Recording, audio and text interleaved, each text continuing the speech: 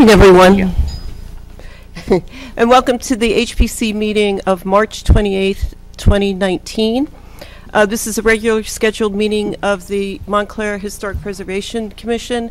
Notice has been given in the Montclair Times, the New York Star Ledger, and also posted here in Town Hall.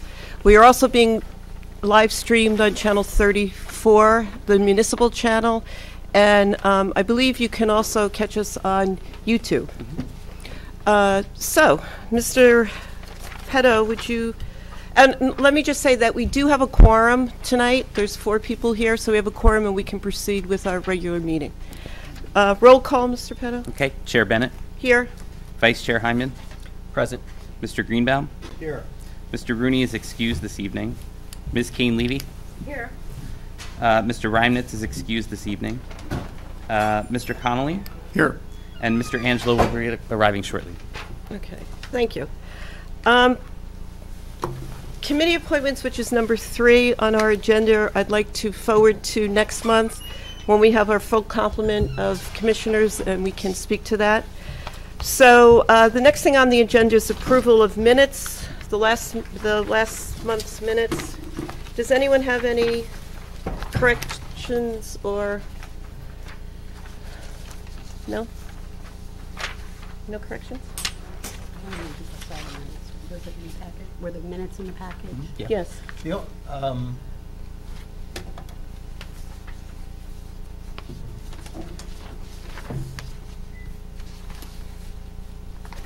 just want to be sure. I didn't get to the part. I wanted to confirm that the measurements that were presented by the applicant were inaccurate. The rear yard setback depth that was misstated on the architectural plans. That was clearly stated here. I just want to be sure. Yeah, where are you? it's item 3 at the top of the second page. The plans reviewed by the Historic Preservation Commission were not accurate with respect to the required rear yard setback from the property. The information should be corrected in all revised plan submissions to the board. Okay, just wanted to make sure that was clear. It's number 3. Okay, so do I have a motion to approve the minutes? Motion to approve? Second. Second. I all in favor, and I abstain. I was not there. Aye. Aye. Okay. Moving along, we're going to public comment. Is anybody in the public that would like to speak? Okay, that part is closed. Committee reports. First, I'd like to report that 5 commissioners attended the HP conference in Morristown that was held on Saturday, March 9th. It was a collaborative effort between the State Historic Preservation Commission and the New Jersey Trust. There was lots of information that was given out. I know that if anybody would like to see anything or hear anything, Graham has got all the PowerPoints and the presentations. So there really was a wealth of information and really worthwhile to attend. The second one on the agenda is application and procedures, and I think, Graham, you have an update for us on that? Yes, Mr. Connolly and I met on Tuesday of this week, and his office has conducted a review of our application form, as well as Glen Ridge's and a number of other municipalities for completeness and some accuracy points. And following our initial meeting, he's given me some outline for some modifications to the Certificate of Appropriateness application form. So I'll be processing those updates to the form, and we'll have a new draft form for review probably at our next meeting. Oh, great. So for our next meeting. Mm-hmm. Okay, thank you. Sure. We've done a lot in education and outreach. The preservation awards have been processed. Well, they haven't been processed. They've been created. The form has been created. It's up on the website. And Graham just told me today that a press release has been given to the press. So that will be, I guess, in the Montclair Times and where else? Whatever they do. So we encourage people to submit applications. We have Preservations of the Year, Preservation Service, Bricks and Mortar, and what else is there? There's those 3 categories. Those 3 categories. So the deadline is April 30th. April 30th, right. Outreach, Graham and I met with the BID, the Montclair BID, which is the Central Business District. We also met with the Upper Montclair Business District last week, just to tell them to go over our guidelines, and being that they are in a historic district, what is required in terms of signage and other things. So we're making a concerted effort to reach out to not only the business districts that have historic districts, but also to possibly the South End Business District and Pine Street as well. Then we are also collaborating on a project, and we just got a name called Stories of Pine Street.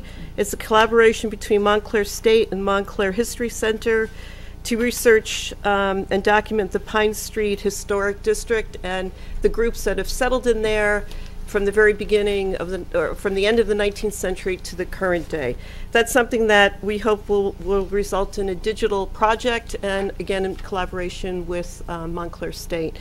And Graham has been working with the people at Montclair to update their GIS and all that digital good stuff. I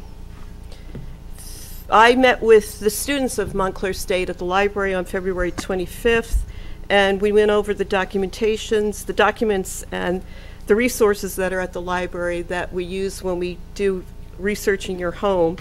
And I like to say that also that the next research in your home will be April 10th, and that's also on our website. So people that are interested in finding out about their house or another structure within the town can find out all the documents that we have within the township that can help with that search. The next thing is, what I would like to do is... We have one additional committee update, just the minor application committee. Oh, right. Minor applications met last Friday. Correct. Do you want to give an update on that? Sure. The committee reviewed a total of 3 applications, approving 2 of them with conditions. A third application was referred back to the applicant for additional information and modifications to the submitted plans. And will that application come in front of the entire commission, the one that was referred back? That will return to the minor committee, and in the event that the minor committee doesn't accept then it would be referred here to the full commission. Okay, so it's twice that it goes to the minor. Well, we're requesting them to make changes. If they refuse to make changes and it's denied, then it comes here. Okay, for the all official denial proceedings.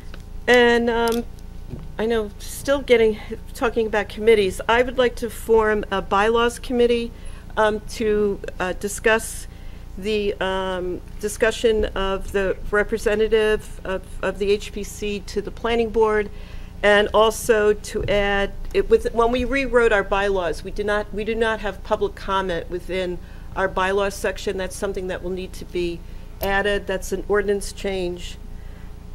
So there's only. You mean that's an ordinance change for our bylaws, or the Oh no, ordinance do it. change? I should ask you. Within our bylaws, Yeah. if we add a category, that's not an ordinance. It's just It's our own. It's our own. So we need, but that would be part of the part of this committee.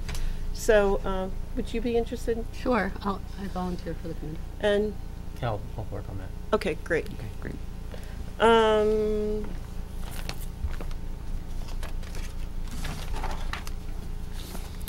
So, moving on to new business, we have a referral from the Planning Board, application 2609, 123 Watchung Avenue, block 3402, lot 11. And the reason we are reviewing this is because this property is located within the Watchung Plaza Historic District. A local landmark district is listed under Montclair Code 347-148.1. As noted in the district's nomination report, the subject property is developed with a 2-story commercial residential building. It was constructed in 1926 in a classical revival architectural style. The property is identified as a contributing building in the district, and the description of the building from the nomination report, it says that it is a 1-part commercial block with a symmetrical facade with 2 storefronts on either side of the central doorway to the upper floor. It has a patterned brick exterior with a shaped parapet adorned at the center. Second course is triple replacement windows with brick lintels. A stone belt course extends across the facade below the windows. Another recessed door is located in the westernmost store. The adjacent storefront is a modified doorway but retains the original leaded glass transom windows. And I understand that we'll swear the applicant is here, the architect, and While they set up, do you want to have Mr. Connolly just go through his findings, and then they can be addressed during the presentation? Well, actually, could we have them present first and then, I think it's, Well, yeah. Yeah. so get an idea what the scope is? Paul, you received the comments? Okay, great. Thank you. So, good evening, everyone. My name's David Owen. I represent the applicant Shilling Choe in its application to the Planning Board for site plan approval and variances in connection with the improvements that you'll hear about tonight. The matter's obviously been referred to the HPC for its report, and rather than my saying anything further, I know we have limited time. I'm going to ask Paul to give a short presentation to you about what we're proposing. Before you start, could you identify the other people who were with you? Yes, to my left is the one of the principals of the applicant, Shilling Choe. This is Harvey Shilling. And to his left is Brian Kelly, who's a representative of Seabright Solar, which is the company that has put together the carport and the solar installation part of the project. And he's here to answer questions if you have any. Okay, great. And we have Mr. Sionis as the architect. He'll be giving us a handout. So, I guess because we don't have our attorney here. Yes, okay, so anybody that may be testifying, if you could just raise your right hand, identify yourselves for the record. Mr. Sionis, you want to start off? My name is Paul Sionis. I'm an architect, and my address is 8 Hillside Avenue, Montclair, New Jersey. Mr. Harvey Shilling, partner of Shilling Choe, owner of the property at 123 Watchung Ave. My name is Brian Kelly, president of Seabright Solar. I live in 32 Street. And do you swear or affirm that the testimony that you're going to give before this commission will be truthful and accurate to the best of your ability? I do. Thank you. Okay. I'll start. We have 20 slides, and I've just distributed an 11-inch by 17-inch package of a repeat of each of the slides. So you have that in your possession now. Basically, as you know, the property is 123 Watchung Avenue. It's located on the south side of Watchung Avenue, just to the west of North Fullerton Avenue. The front or north side of the building faces Watchung Avenue, and the rear or south side of the property faces the Township of Montclair public parking lot, which is often referred to as the Watchung Plaza public parking lot.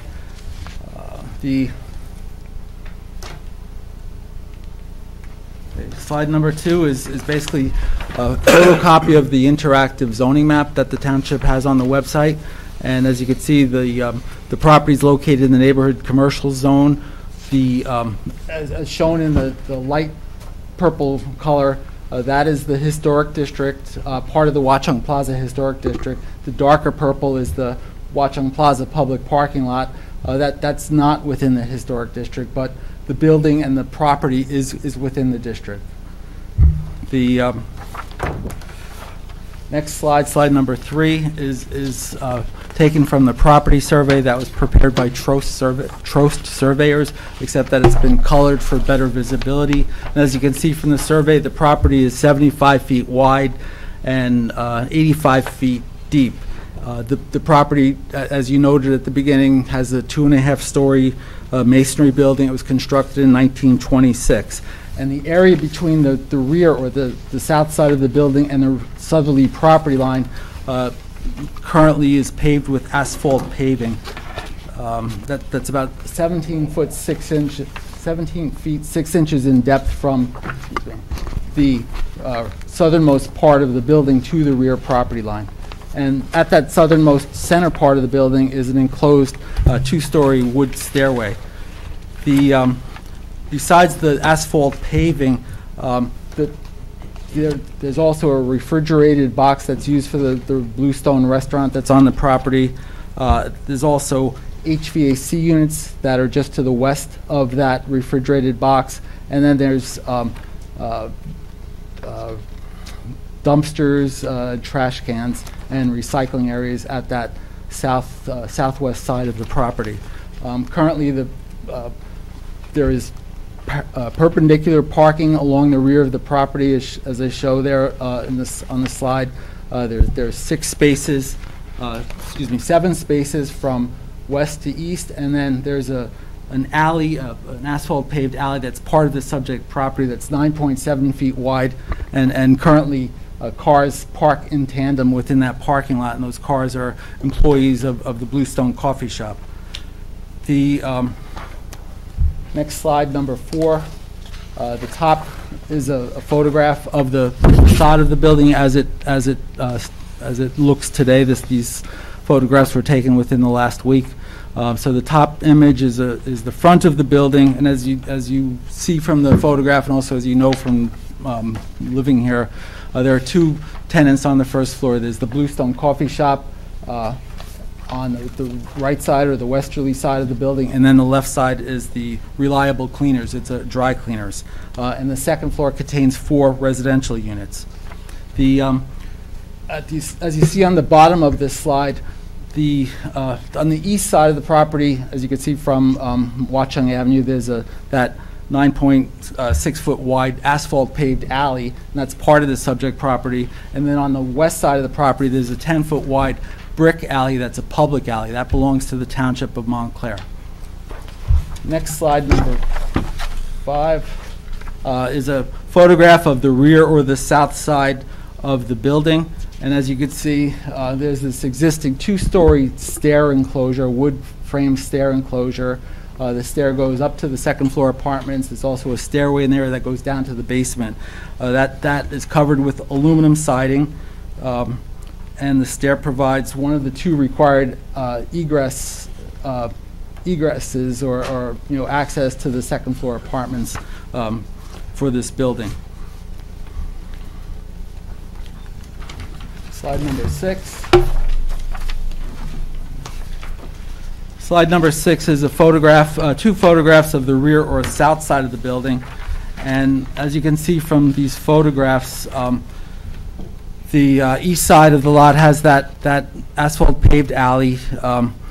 It separates this building from the adjoining building directly to the east. And as I stated, employees of Bluestone use this alley to park their vehicles in tandem, which is, in other words, they park one car in front of the other.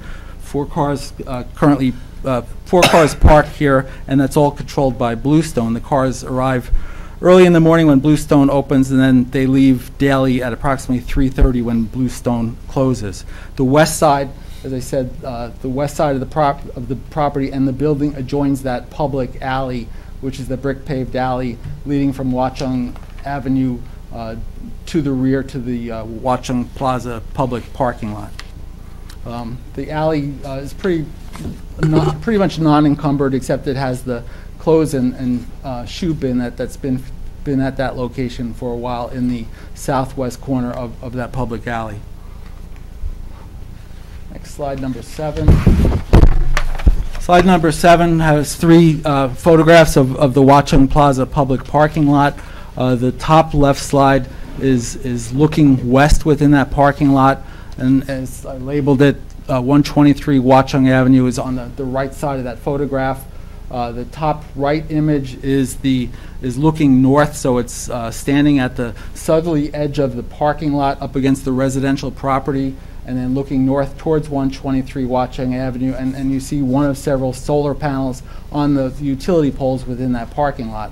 And then the image at the bottom left is looking northeast from the westerly side of this parking lot, looking towards 123 Watchung Avenue. You see a second solar panel on one of the utility poles, and I need to point out that the parking lot slopes down in elevation from along the rear of those stores that face Watchung Avenue to that southerly edge of the parking lot. So, excuse me? By Fairfield Street? Well, it slopes down towards Fairfield Street, and in particular, I obtained the topographic aerial map from the Public Works, from the Engineering Department, Montclair, and there's about a 2-foot drop from the Watchung, 123 Watchung Avenue rear property line to this corner of the parking lot. Next slide is slide number 8. Slide number 8 are photographs taken within the last few weeks of the trash and recycling within that Watchung Plaza public parking lot. So most of these buildings that face onto either Watchung Avenue or onto Watchung Plaza, they don't have trash receptacles. So as you can see, there's dumpsters at the back of the buildings. There's cardboard at the back of the buildings. It's not a well-kept parking lot. And at the bottom right is an image of the one township trash receptacle, and that's at the southwest corner of that parking lot. There's one trash can that the township has in that parking lot. Next image is slide number 9. So slide number 9 is the proposal. So the proposal is really to repair and clean up this property and that 2-story wood-framed stair enclosure at the back of the building. So that includes cleaning up and organizing the parking at the rear of the property. So we're proposing to restripe the parking at the rear of the property to get 6 90-degree, 9-foot by 17 6-inch parking stalls. We're proposing concrete wheel stops at the fronts of those parking stalls so the cars don't hit what will be a newly restored and renovated stair enclosure. There are the 4 parking stalls in that asphalt paved alley where I said the Bluestone staff park from when Bluestone opens until Bluestone closes every day. And to soften that asphalt alley, we're calling for a new fiberglass planter at the northerly edge of the alley where it adjoins the Watchung Avenue Watchung Avenue public sidewalk.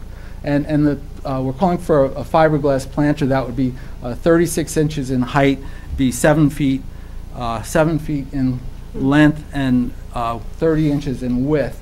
And it's very similar to the planters that we had installed at the rear of Montclair Film about 1.5 years or 2 years ago.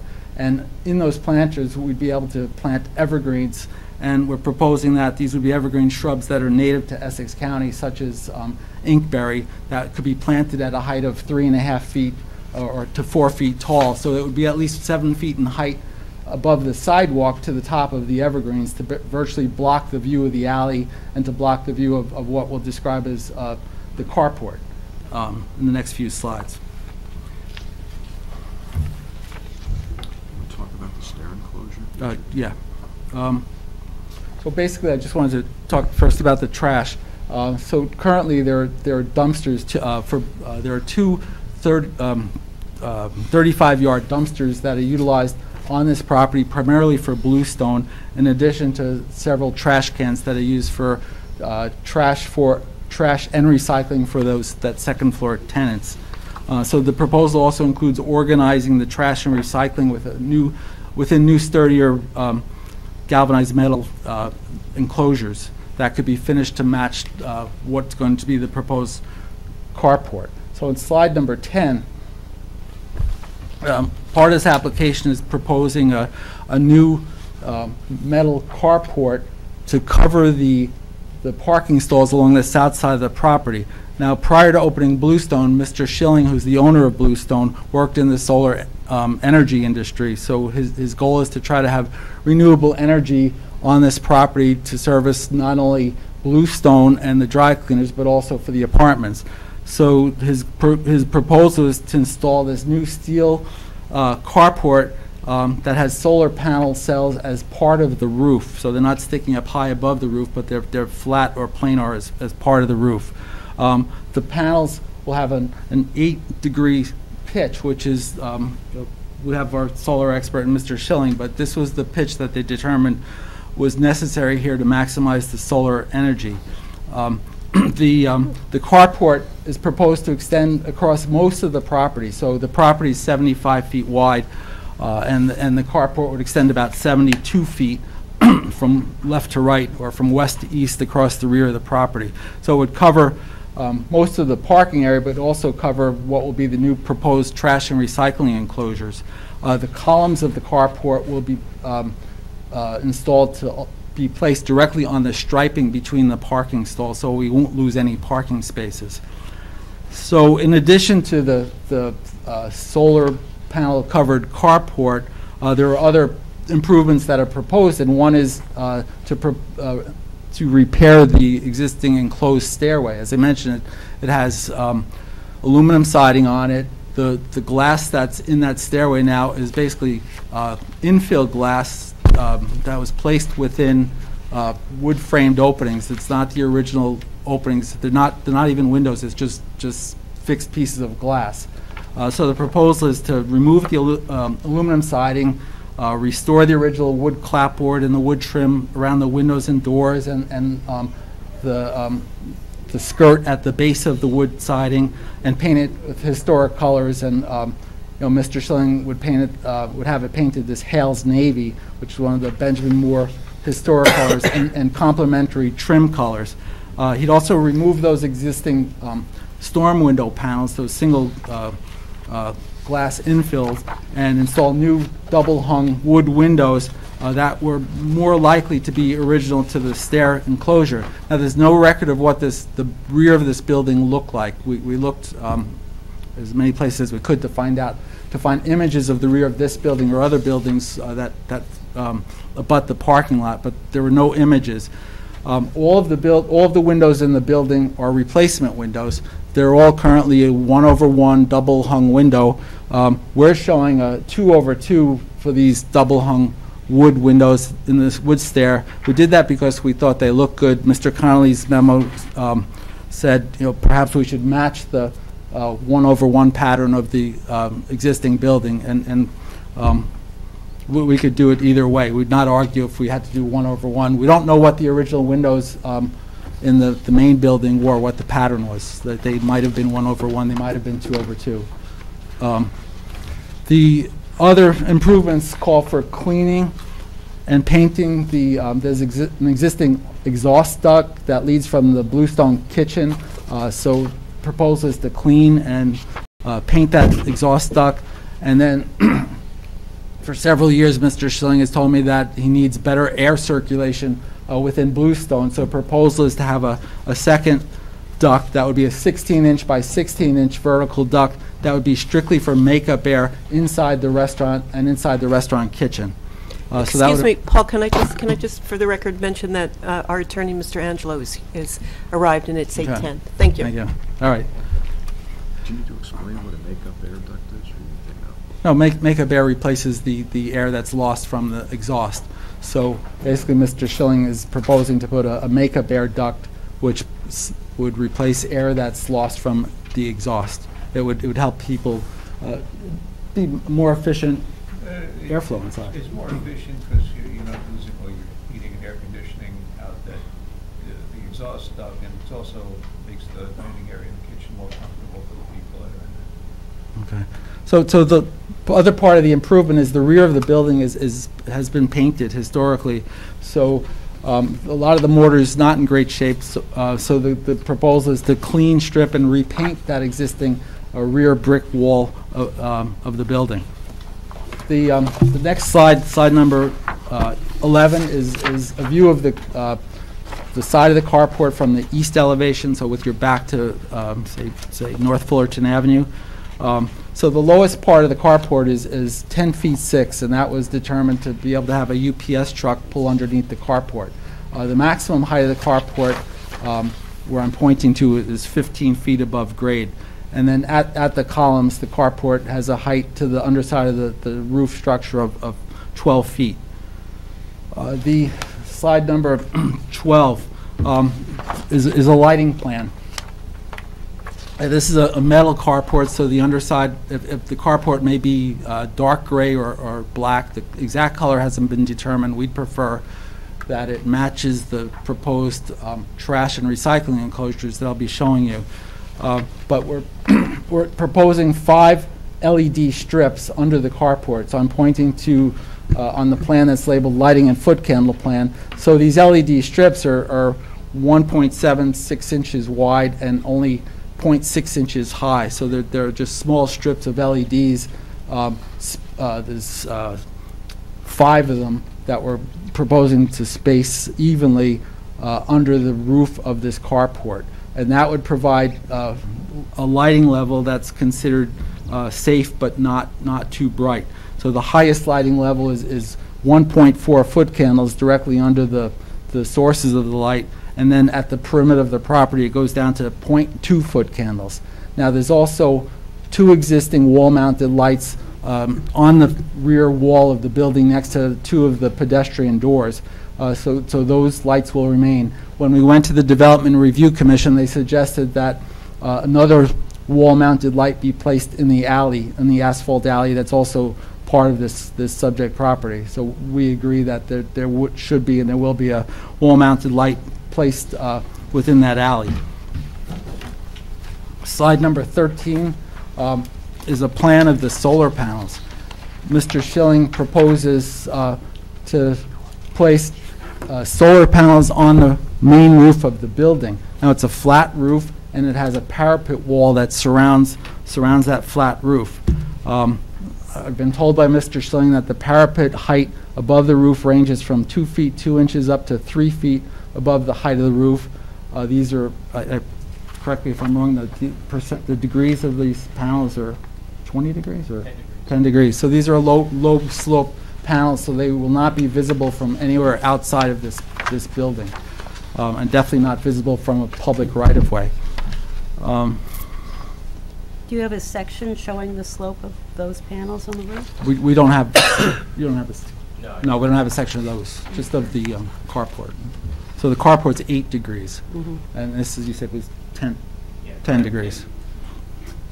Just so the slope, the 10-degree pitch on the roof is only based on a one module, one solar panel length. So because it sort of goes like north and south like this, so it's not a continuous 10-degree pitch. It just is per panel. So that's why the height is so low. It's a little parapet wall, so it's not visible.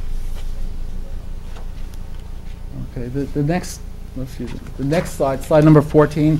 When we went to the Development Review Commission, we were asked asked exactly how much of the solar panels on the carport would be visible from the parking lot. So we did this diagram. The lower diagram on slide 14, pointing to the fence that separates the public parking lot from the residential property to the south, which is about 97 feet from the edge of the carport roof. I'm just going to open this. And we're also showing a 6-foot tall person for scale within these images, in addition to actual heights of automobiles and SUVs. So basically the sightline diagram was shown to address what was asked at the Development Review Commission. What would a person standing at the rear of the parking lot see? How much of the solar panels? So if they're looking up, they would see the edge of it from that fence. And then a person standing closer would not see any of the solar panels. So the closer they are to the 123 Watchung property line, they wouldn't see any of the solar panels. But the further away, they might see part of it, especially if they got to that the fence separating it from the residential property. And as I noted before, there's about a 2-foot drop from the southerly property line of 123 Watchung to the south side of this public parking lot. The next slide is just showing an example of solar panels. I don't know if you want to, do you want to describe this? Oh, sure. These are just samples of the actual solar panel we're using on this site. Each individual module is about 41 by 81 inches, to get an idea what the dimensions are. And the structure the carport structure has about 53 modules on it. And you can see they have a traditional solar frame, and just similar to the carport there. The carport structure itself is also pretty sleek, simple design, but it's galvanized steel, so it blends in very well with the steel. Is the aluminum frames of the solar modules. So that's why the appearance is that it's a continuous piece on when you have there's a foundation to it, and then the modules rest on top of it. So it blends in. I just have a question for you. I want to clarify that the panel that you show in the lower right-hand corner is a raised panel that's mounted on a shingle roof, right? That's correct. But you're not proposing that for this project, correct? That's correct. We're not going to do that. That's just a sample of the module, but on a more traditional roof asphalt shingle. So you're gonna have this as it is demonstrated to the photographs in the left. It's going to be a single plane flat on the roof of the carport, That's a right. continuous plane. Yes. So will you be able to see any part of the roof? Or did you just testify that it was galvanized roof, or did I? No, the carport structure will be. Yes, Yeah, so it's a galvanized steel structure, right. and then the solar modules themselves have an aluminum frame, an anodized aluminum frame. So they'll sit right on top of Correct. the entire, and there will be no, if you were up high, you wouldn't see any part of the exposed roof of the carport. No, you'd only see the solar panels. Okay. Quick question about the solar panels. How would the cables from the carport Yeah. be run? They're on the underside of they're on the underside of the array, so nothing will be visible from the front or from the top. It's just everything, the cabling that we're going to run on a system like that. So we run them along the frame of the carport structure, and then eventually into conduit and then into the structure. Okay. And that conduit, where's that going to be connected? Is it going to run all the way down to the base, or is it going to connect onto the roof? It'll connect to it'll connect right to the building at the back of the big structure. I have a question. The galvanized, or I shouldn't say the galvanized, the roof on the kind of carport, that is going to be one continuous plane. There's not going to be any lip or any kind of edge facing out towards the parking lot? Big overhang, so to speak. Well, an overhang meaning like above, so that perhaps it might obscure the solar panels from the line of sight. Like if there was a little bit of a raised section. No, it wouldn't. Along that edge. That would shade the solar panels a little bit, so we wouldn't want to put. Well, I mean, just very small, like, you know, with something that, so it would kind of block the line of sight. I don't see how it would be accomplished, because the panels start right away, so anything that would elevate, like basically whatever the height is, the shading is about double the length of the height, roughly speaking. So if there's anything, it wouldn't block the solar panels per se, unless you had it, you'd have to be pretty far back in order to not see the panels, but I would be concerned about shading the array. Okay, why don't you continue with? Okay. Next. 16. Slide number 16 is an enlarged plan of the rear of the property. And as I stated, part of the overall cleanup of this property and that stair enclosure is to deal with the trash and the recycling. I showed the photograph of the trash and recycling throughout the parking lot several years ago when we appeared before this commission and then the planning board for Townhouse Wines. We were told that the town was going to investigate one common trash enclosure, trash recycling for all of Watchung Plaza parking lot. That was never done, and we're not sure that will be done. So Mr. Shilling proposes to at least deal with the trash and recycling on his property. He has the need for two dumpsters on wheels, 4 trash cans, plus an area for cardboard recycling. And this is for the dry cleaner, for the Bluestone Coffee Shop, plus for the residents on the second floor. A problem that Mr. Shilling has had is that his dumpsters and trash enclosure was adjacent to that public alley, the brick alley, and his trash enclosure and dumpsters fill up very quickly and not by occupants of 123 Watchung. So the proposal is to move the enclosures to the center of his rear parking area away from the public alley. Excuse me. So, and also to have easy access to the trash enclosure and for the tenants of the residential tenants, but also easy access to this for the Bluestone employees and also the dry cleaning employees. How will the trash collection company be able to access it if cars are parked in front of it? Okay, that's the next slide. Thanks for asking. Let's wait until the end to Yeah. ask questions. So the proposal is to build new galvanized metal trash enclosures, trash and recycling enclosures that would have easy access both for the township employees, but also and also for the tenants of this building. So we're proposing two enclosures. One enclosure is a 6-foot tall enclosure, as shown on this slide. So 6 feet tall, and it would Go to page 19. Well, we'll start with page 17, so it's 8 feet 8 inches wide, and it's 17 feet 4 inches in length, and it's 6 feet tall. So this would accommodate 2 rolling dumpsters. There'd be gates that front onto the Watchung Plaza public parking lot, but also on the side there'd be sliding gates so that a dumpster could roll out from either side of this enclosure. So sliding gates on the side. And then the northerly part of this enclosure would accommodate the 4 trash cans that Mr. Shilling needs for his building. And that would have a sliding gate also, so it wouldn't hit a car. If a car was parked there, it wouldn't be in the way of people walking on the side of this enclosure. So that's the large enclosure. And then there's a second enclosure on slide number 18, and that's for cardboard. So cardboard now is recycled, but when they take it out of the building, they stack it and compact it flat in layers. So this would only be 2 feet 9 inches high. It'd be 8 feet wide and 4 feet wide. This one would have a lid or a roof on hinges so that they could not only open the gates on both sides, but they could also lift open the roof to pack down that cardboard. Next slide. So we've looked at trash enclosures for years. I think the wood trash enclosures don't work well. Chain link is much worse. Chain link, you see the trash, you see the recycling. I don't like slats in the chain link. But we've been pretty successful with these galvanized metal trash enclosures.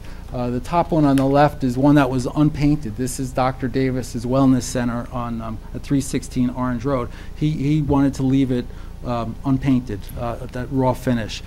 Top right is 491 Bloomfield Avenue. That's the vault. It was the former bank. This is underneath the parking deck, the Fullerton parking deck. This is a black or dark gray finish, similar to what we'd proposed for Mr. Shilling, and that's the one at 491.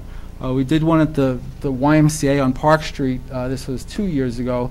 This is at 25 Park Street. This one is the galvanized metal enclosed with pressure-treated wood, but it has a removable top so that they could access the dumpsters within. And then the one on the bottom right is 50 Upper Montclair Plaza. That's behind what was at one time the Charlie Brown's property. This is a dark green painted galvanized metal trash enclosure with a sort of a barrel vaulted roof. This one's been copied a few times. We did the same thing behind 622 Valley Road.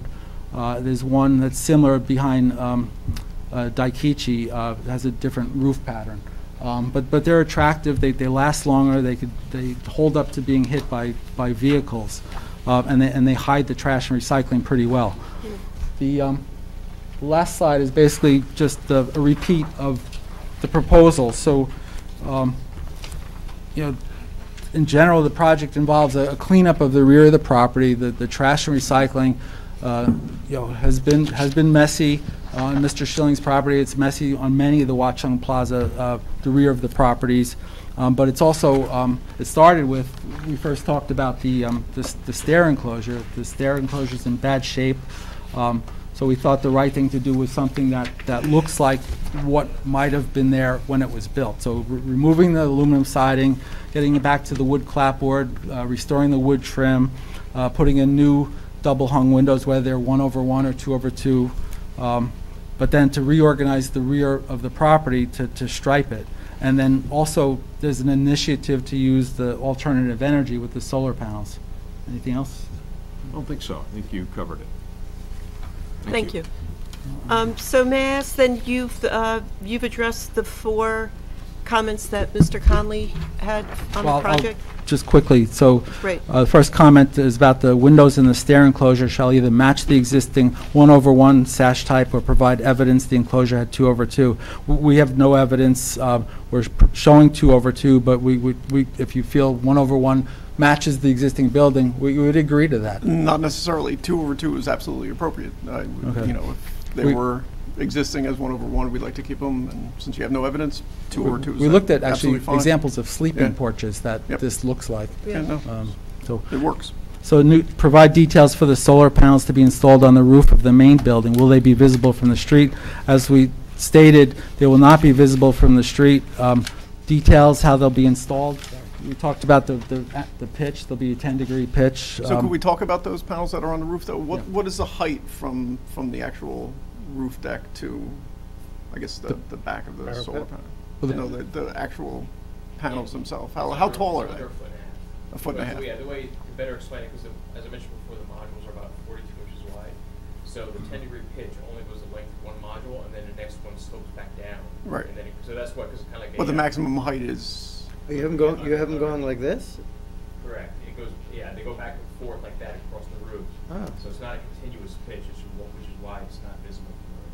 Because we had continuous when the back end had. Right. but the maximum height is 1 It's foot. under a foot and a half. I can get, Foot I and a don't half, have the oh. exact number, but it's well. No, I within think the, that'll be fine. Okay. The third item was the new standing carport structure at the rear of the building shall be equal to or slightly smaller than the width of the existing building so as not to be visible from Watchung Avenue. We asked and we were told that these number of solar panels are required to make this work. And just to clarify, so the darker gray area on this slide, number 19, that's the shadow of the carport structure. So the carport structure extends 8 feet to the east of the existing building on 123. So to deal with that, we're calling for that planter, the 3-foot tall planter with the 3.5 to 4 foot high evergreens within the planter. So, someone who's 6 feet tall, their eye level is 5'6". They will not be able to see that carport walking by on that sidewalk. Explain that that's behind the building, that vertical stanchion is. Oh, okay. So the columns, as I mentioned before, the columns are behind this building. They're on line with the stripe of the parking stalls. What else? So you don't have any, it's just like, it's very short between there and there that, I think you covered it if that comes up. Right. Okay. Yeah, I think that's fine. And I think what's great about the carport itself is it's not attached to the building, and it's absolutely reversible. So I think it's fine. And then the fourth item was that the applicant shall provide location and cut sheet of the proposed exterior lighting. We did that on the one slide. We showed the cut sheet at the bottom of the slide, bottom left of that slide, of the LED light fixtures, and the location is shown in that same diagram. So What there's number the is 5 that? strips. Is that in the beginning? Yeah, that was 12. 12. It's sheet 12. right. Sheet 12, low left. Oh, Right, so slide 12 is up on the screen. So that's the actual fixture that will be used. And as I stated, it's a very small fixture, but there'll be 5 strips of those running from south to north on the underside of the carport, and they're only 0.6 inches deep. In other words, they'll come down from the underside of the carport by 0.6 inches, and they provide an adequate amount of light without being an obstruction or too glaring.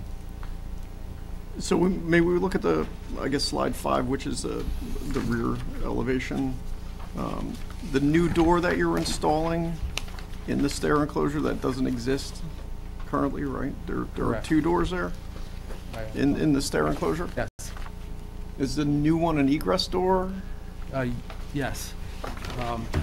Is that going to be a problem with the parking right in front of it? Oh, or- no, actually, on the site plan, actually, we highlighted, let me go back to, Go to 20.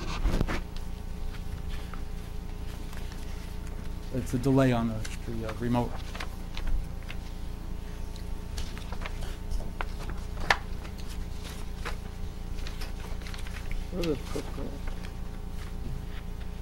Either 9 or 20.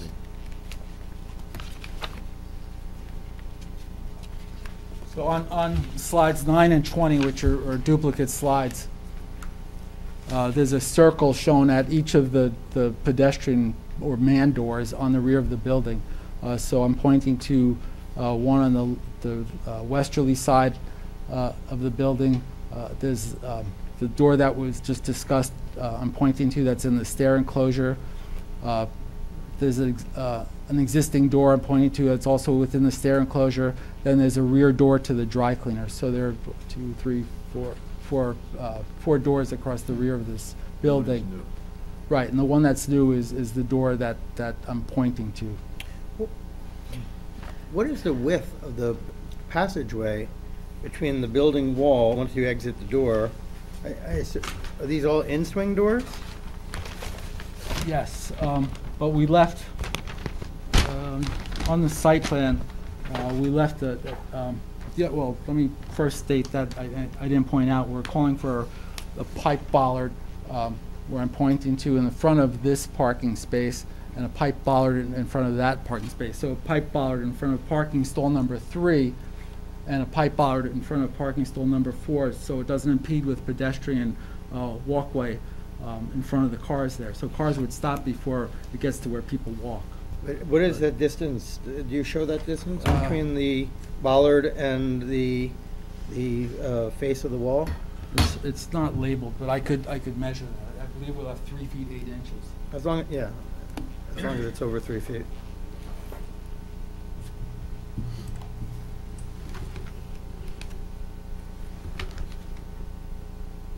But it's actually 4 feet to the center of the bollards. So the other spaces have wheel stops to prevent the cars from either hitting the building or you know, protruding over where the people walk. But those 2 spaces we thought it was important to have the pipe bollards rather than the wheel stops. Are the pipe bollards illuminated or no? No, it's just a steel painted 3-inch diameter pipe bollard that's 3 feet high. So a car would hit that if it goes too far. So, are those? Yeah, that's really a code issue, so it's really not Right. my purview, Right. but Why wouldn't you use a park, I'm just curious, why wouldn't you use a park stop there instead of the bollard? I'm just, why vary it? We needed a little bit more space. The wheel stops, the car still overhangs. Oh, right, okay. So these spaces, the bumper would hit the bollard. Okay, do you have any questions for the applicant? I do. You said that you needed the carport to extend beyond the width of the building because you needed to achieve a certain amount of Solar panels. surface area. But what exactly are you planning to achieve with this? Are you fully electrifying the building with solar? Is that? Actually, just going to the restaurant, and I think we're doing about 85% 85%? the yearly output, which is, you know, it's great for a restaurant because we have, you know, walk-in box and 7 refrigerators and a coffee making machine. So to be able to cover that amount of that is good. It would have been great if we could have done the whole thing, but we just didn't have the room. And would there be room to take some of these 6 panels and put them on the roof as opposed to have this carport extend into the line of vision from No, the street Watchung? maximize the roof space with setbacks and so forth, so we maximize put as many modules on the roof. Mhm. And we still, as Harvey pointed out, we still didn't eliminate the entire annual kilowatt hour demand. So we about plus or minus 80%. So that's why we did our best to maximize those. Okay. What would you see from the street, from Watchung Avenue, if those trees weren't there? The bushes that you want to planter put? and the evergreens? Yeah. You don't have any kind of rendering that would We could look at that east elevation, that might help. Mhm. So this is the east elevation, which is slide number 11. Mhm. And Before the meeting, we looked to see if how much of this would be visible from the street. So there's, as I mentioned before, there's 8 feet of width, out into the alley of this roof section, and this this vertical distance here is approximately 4 feet. So if we took a vertical distance straight to this lowest point here, which I stated was 10 foot, 10'6" above the parking lot. Yeah, the column's not visible, but you would see a bit of the underside of this roof. So this vertical distance from this point to this highest point is 4 feet. So you'd see 4 feet of this black or dark gray metal structure. Mm-hmm. Do you have any questions?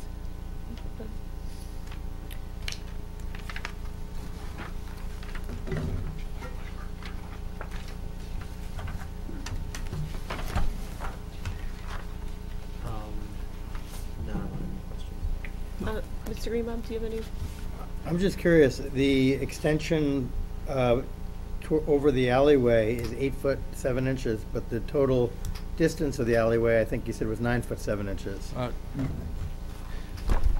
It's 9.7 feet, I believe. 9.7. I'm sorry, Yeah. 9.7 Yeah. feet. Right, and you're extending it, and this is only extending 8 foot. 8 foot 2 inches. Why not just go all the way? I think it was the modules. Yeah, Well, the solar panels come as a fixed size, so there isn't any way to extend it beyond that. So we're just basically covering the maximum number of body, the footprint. Because if we add one more, we go beyond the. Well, forgetting the module, but there is a support. There is the actual shed that's supporting them. Yes. So why wouldn't you potentially just take the shed and just, because when you're looking at it from the south looking north up the alleyway, you're going to have the alleyway cut with a 1 foot gap. You're going to have this odd kind of discontiguous gap.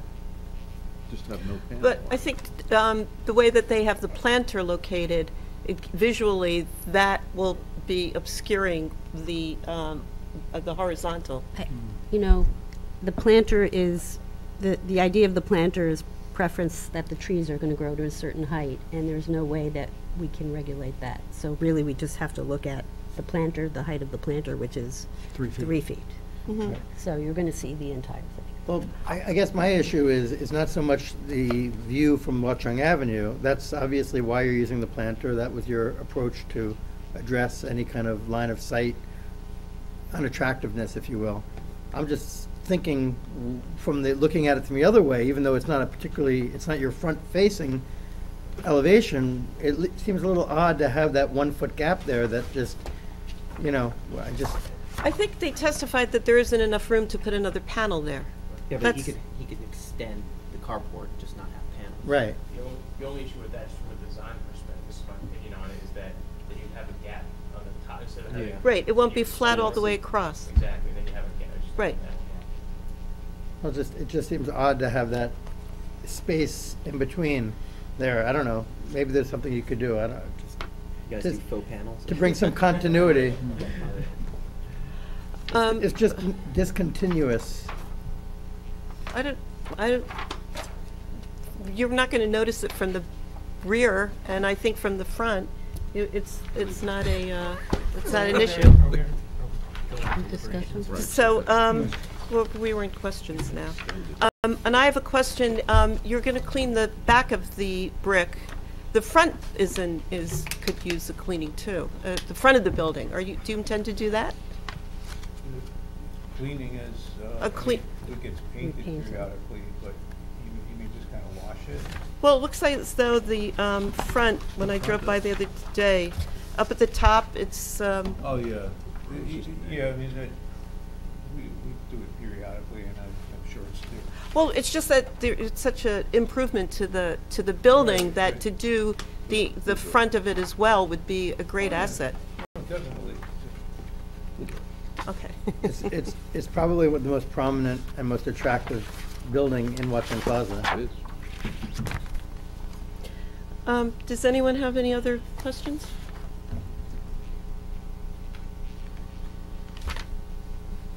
Not questions. No questions? Comments? What is it? You want to start?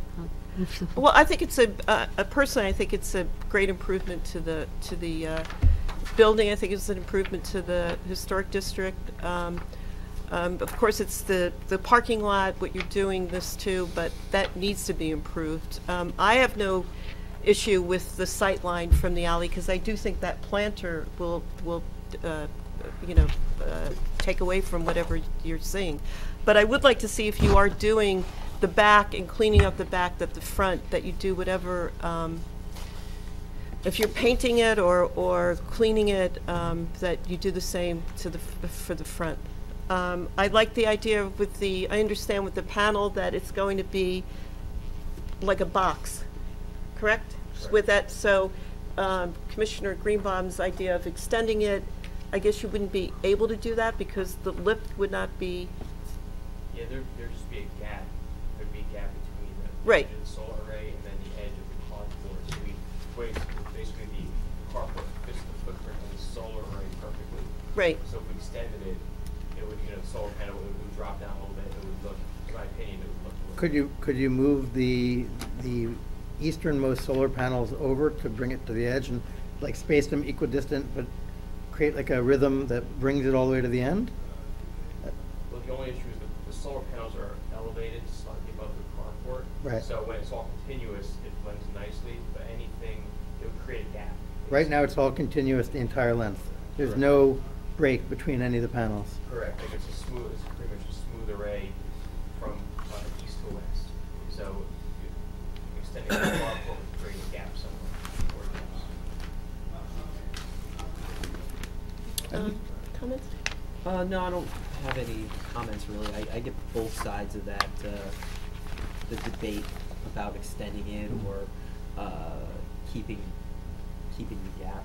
I mean, I can't visualize it either way which one would be better. If there is a solution where you could have some sort of faux panel, I would say extend it and put something in there to keep the space. But otherwise, I trust your judgment and leave it the way it is. But overall, I'm in full support of the work you're doing on this property. I have a quick question. The pavement that is going to be restriped, is that pavement that's owned by the property, will that be repaved before you? It was just done. Right, it's in good about a year condition. ago. It is. Do we know, just out of curiosity, and this may be extraneous, but is there any plan for the town to repave that whole parking lot? We've always hoped. But, Because it's been years. I've been there 21 years, it's never been repaved. Okay. I have a question that goes along with the paving. On your application, it says that it's 80% impervious surface, and you're looking for 100%? Is there a change? Are you paving more? The 80% is the requirement under the zoning ordinance. The Oh, current okay. site has 100%. But the current has 100. Correct. It's 100. And then my last question is the pillar that's going to be across the back, that'll be in line with the edge of this building, so there won't be a pillar here. I mean, you've got to get the cars in and out. Correct. Right. Okay. Cantilevered. Any other comments, questions?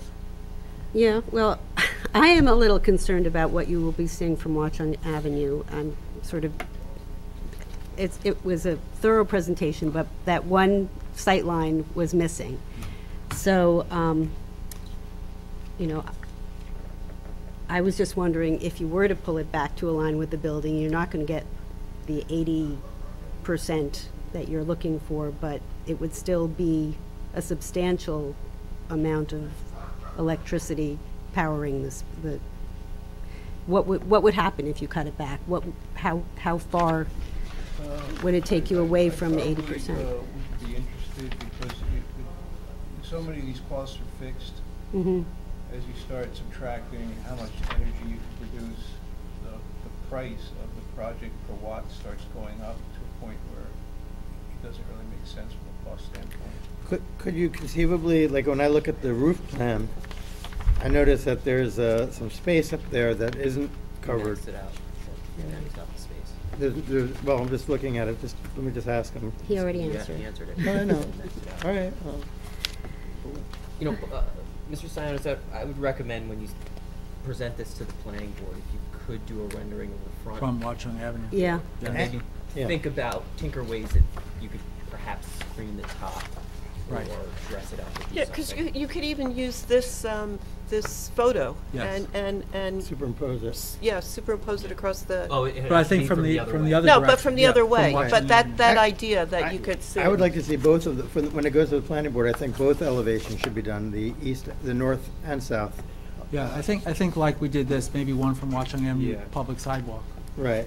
And then the other thing that's missing is a section showing the slope on the roof to make, I mean, I understand you're saying that it's going to be hidden by the parapet, but I think we need a drawing that documents that. Okay. Just, I'm looking at this, just out of curiosity, there's no place to add additional, the number of panels you'd be losing. Right now, you're having, it looks like to me, 6 panels are presently in that extension area. There's no way you could bring in 6 panels up here? I mean, it seems like there's a... There's a space, because the way they're designed to balance the system, so it's engineered, we max out the roof, it's engineered a way where the ballast system, I mean, there aren't any attachments to the roof, so between Circulation.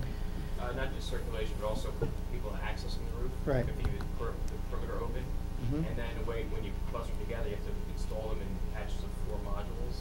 So there isn't enough space between the setbacks and also for engineering reasons. Otherwise, the roof is we would have put more up on the roof if we could have.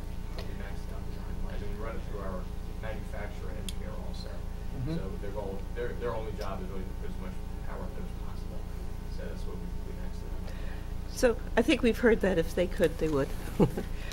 So the recommendation, we go forward now? Yeah, Graham. Yeah, so I've requested, it sounds, based on the commentary, it sounds like all of Mr. Connolly's requests have been addressed by the applicant. So 3 new conditions or recommendations over to the planning board have arisen from the discussion this evening. The first is that the commission requests that the applicant paint and clean both the front facade and the rear facade of the buildings. The applicant should provide a rendering from Watchung Avenue down the alleyway and also from the Watchung Plaza parking lot northward through the alleyway with the rendering of the solar array and carport structure. And then the third one is the applicant should prepare a section of the roof indicating the panels and the parapet height to ensure that it will not be visible. Well, I would just say with the renderings, they should be directly on axis with the alleyway, looking straight down, with both sides of the neighbor building included in the drawing. Yeah, we agree with that. Yes, which is similar to the photograph that I showed. Okay, any other? I think that's it. Thank you, good luck. Thank you. Thank you very much. And thank you for Bluestone.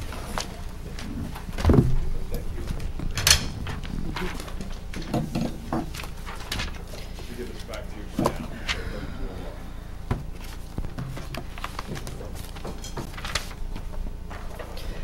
Okay, our next, we should wait. Great. Our next is a referral from the Board of Adjustment, application 2612, 83 Park Street, Paul M. Rotunda, DMD. This is a site plan application for construction of addition to an existing multi-use office residential building in the OR3 Garden Apartment and Office Building Zone. And the reason that the HBC is looking at it is because it is also in the Walnut Street Historic District, potential historic district. I've read the description of it previously. I won't read it again. Is there anyone here for this application? Okay. Please sit down. Could you identify? Sure. My name is Michael Sweeby. I'm the architect for the applicant. My office is Sweeby Architecture. Where you went. Okay. You promise or swear to tell the truth, the whole truth, and nothing but the truth before this commission? I do.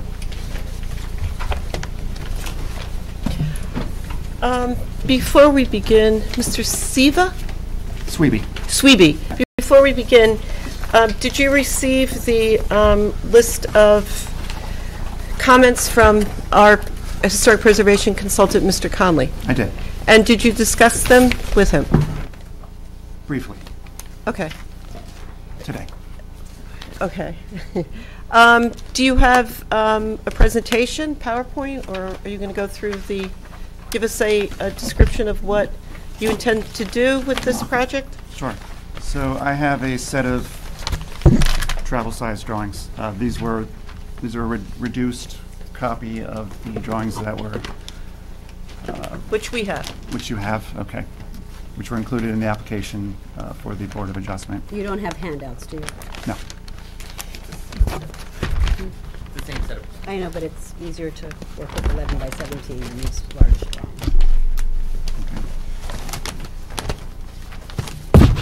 So I think to jump right in, if we could look at drawing A2.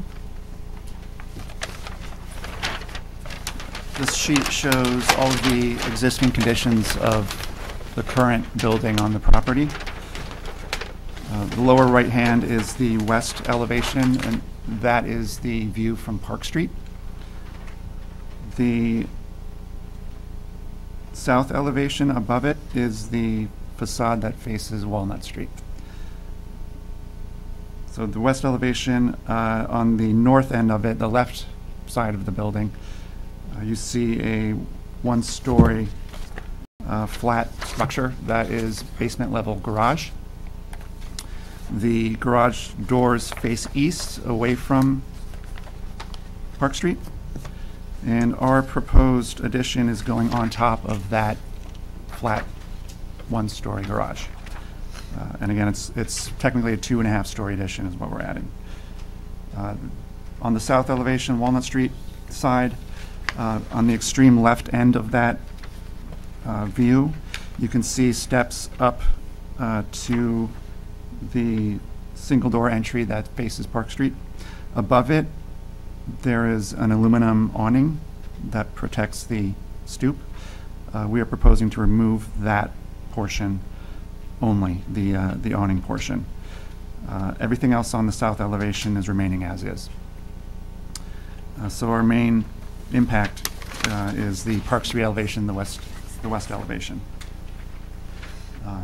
And quickly, what we're adding, what's in the addition on the first floor is expansion of Dr. Rotunda's dental practice. And on the second floor is expansion of Dr. Rotunda's dwelling.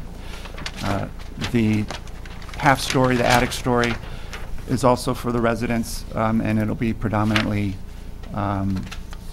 uninhabitable storage. Could you repeat that? The attic space, the top floor, will be attic storage for Dr. Rotunda's residents. Okay. So if we can go to drawing A5.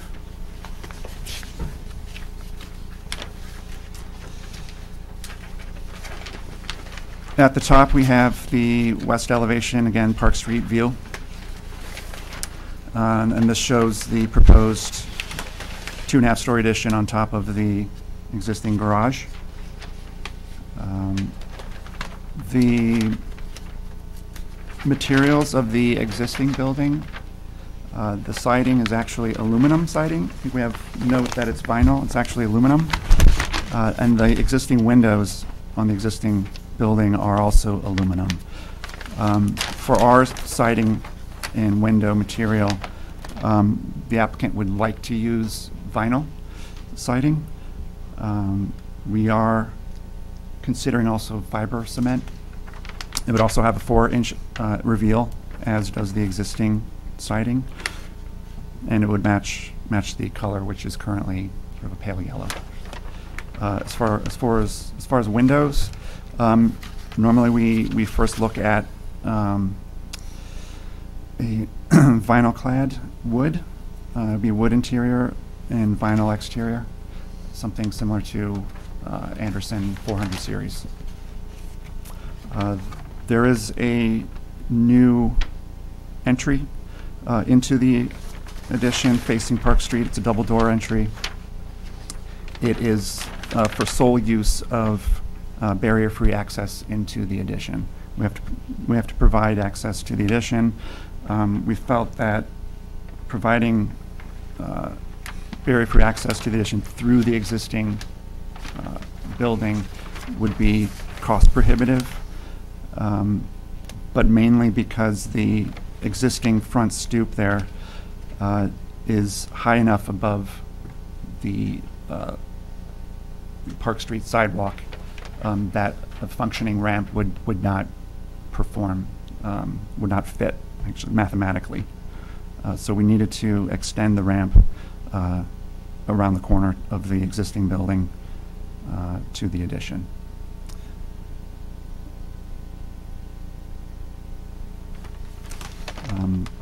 Part of our variance that we're seeking is the overall height of the building. It exceeds the allowable average building height by 8 by 8.8 feet. How many feet? I'm sorry. 8.8, I believe. Is that higher than the existing peak of the building? So I was going to say that it matches. Matches. Matches. Some slight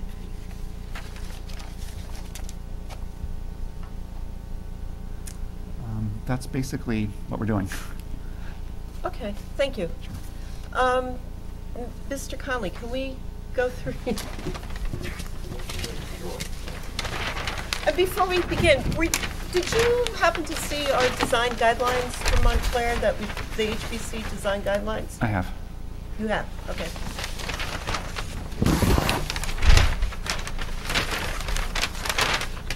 So, you know, the existing house, I think is a great house.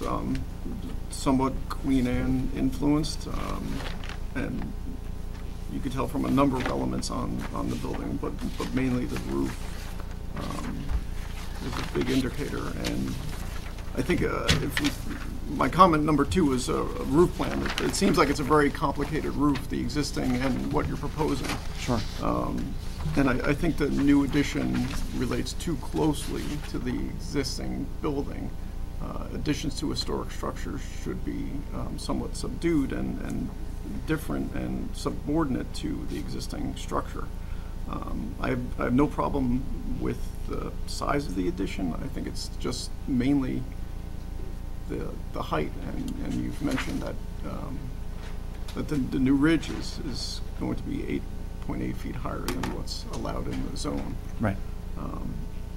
And I think reducing that height would help in its overall design of the addition. Those were the 2 main things, but there were a number of other items that I've listed here that should be addressed. And the only other one, the main one, was the barrier-free access. Could you explain how that's going to work in plan? My concern is there are a number of entries into the structure. Sure. And it seems like we're creating almost a dominant entry that's going to be not used all the time. Sure. And it's going to seems like it's going to be confusing. Right. So to answer that, if we look at drawing A1, the survey, either the survey or the site plan, really. To make a long story short, we looked at different locations for the ramp, and the first we wanted to look at was directly accessible from the parking lot. But the parking lot itself is significantly lower than the first floor, and when we traced the design of the ramp around the building, either to the north end or the south end, the required slope for an accessible ramp never caught up with the level we needed to be. It would have been too steep in any direction. So then we looked at the Park Street sidewalk. That's the highest point in the property. It made sense that it would be the smallest ramp needed then. But again, from Park Street sidewalk to the front stoop, it's too close, so a ramp would be too steep in that location as well. So it had to have a certain length, the ramp, to make it to the building without being non-compliant. And my concern is there's multiple entries into the building. How are you going to direct, I guess, patients to whatever door they need to use? Right. So Dr. Rotunda is fully aware of who his patients are that require assistance getting into the building. And when that happens, the staff will go to the new door and assist someone coming to the practice. Oh, so the ramp is for not the family? No. The ramp is for the business? Right. So can I ask, did you consider doing like a switchback ramp? Like, starting this way and then going that way? In the parking lot? Just to move the ramp away from the front of the... Well, taking up square footage in the parking lot, it's a parking lot that's already very tight in terms of vehicular traffic. You enter the property off of Walnut Street and drive north. That's just enough space for a single car. It's a one-way access. And to exit the property, you exit the north end of the property into the adjacent neighbor's driveway and parking lot. They have a joint sort of ownership agreement, nothing legal, but they're allowing each other to use the driveway. So, and with the garage door being able to back out cars, there's really no place to put a switchback ramp on the parking lot. Okay. And historically, was Walnut Street the front of the building? Or was Park Street the front? I'm I not think sure. Park was always. Yeah, but this... Very hard to tell. It's hard to tell, and I don't know what just trying to conceptualize where you're trying to make, because this is, I know it's a part commercial, part residential, but I guess that whole, even the commercial businesses have maintained their residential character, so that's why I'm asking that question. The only thing with that entrance with the ramp, it seems like you're almost celebrating that as the main entry with the double door there and the roof over top of the entry. You almost want to scale it back and make it less prominent. Maybe just one door. We looked at a single leaf door, and for our interest in placement of where that door would be, it would be in the center of the addition. We don't want it off center, just for looks really. But when if we had a single leaf door, the required maneuverability to open the door from the inside was interfering with the layout of the practice spaces. So that's why we made it a double door, because then the actual active door was off-centered and centered on a hallway. So it was more of an interior function of going with two leaf than aesthetic on the outside. So do you want to finish? Yeah, I think we should probably go through all of my comments one by one. Mm-hmm. Sure. So there are a number of them. So comment number one relates to the roof and, well, actually the addition itself. Like I said, I think it needs to be scaled back in its design and the height. Point number two is a roof plan I've mentioned.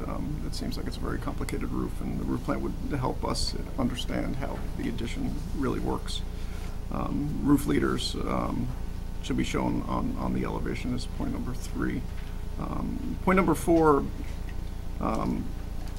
has to do with, it seems like there are a lot of different things that were added to your front elevation on Park Street, dormers and various different elements. I would encourage you to look more at the Queen Anne architectural style. Some of those things really don't belong historically on a Queen Anne building. And the same goes for number five, that small dormer that you have between the two gables on the Park Street elevation really doesn't belong on this style. Number six, the vinyl siding, or actually aluminum siding, we would encourage you to remove the existing aluminum siding from the existing building. That would help reading of its architecture. What were you planning for the addition? Vinyl siding, or you were going to remove all the vinyl siding from the whole entire building? Well, there's no, again, vinyl siding to remove, but the applicant wants to first look at vinyl siding. For the whole structure? For the addition. Or just for the addition and leave the aluminum siding on Right. the existing? Right. Don't we have an ordinance that prohibits or advises against? I'm not sure. That's in the design guidelines. It is, yeah. And does it specifically, so for this addition, they couldn't do aluminum, right? We recommend. We recommend, it's not Yes. a steadfast. Right. Yeah. So Mr. point Conley, number 7? Was it, what are the proposed materials for the addition? So aluminum and vinyl windows. Right. So vinyl siding first and vinyl windows. If we're going to study fiber cement instead of vinyl, but it's really cost driven. And it looks to me, under my point number 8, the new windows on the addition, the head of the windows don't seem like they align with the windows of the existing. They seem taller. Mm-hmm. Is that by design? That is. I think that just looks a little odd for some reason.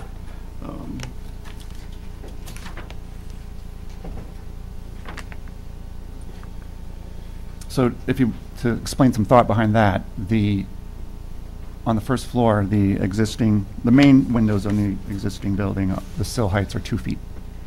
We set our windows window sills at 2 feet as well. But the height of the existing windows actually falls in between the heights of 2 standard unit windows. So it was going to be either smaller or bigger if we were to select standard window heights. So we decided, well, since it's going to be different, we want to maximize the light within the exam rooms. So If you were going to do that, I think you should think about the addition overall should be completely different than from the existing structure. Maybe go in a different direction, but. And then if you were going to, I guess the historical sill, the traditional sill for a window is out. It sounds like you're trying to match again what's on the existing building. I'd prefer that. I'm sure the. Well, to your point number 1, if the items are, our designs relating too closely to the existing house, maybe you'd say, increased window height is not enough to differentiate it, or we can certainly look at a historical sill to differentiate it from the existing windows. Happy to do that. Yeah, I'd really encourage you to remove the aluminum siding from the existing building.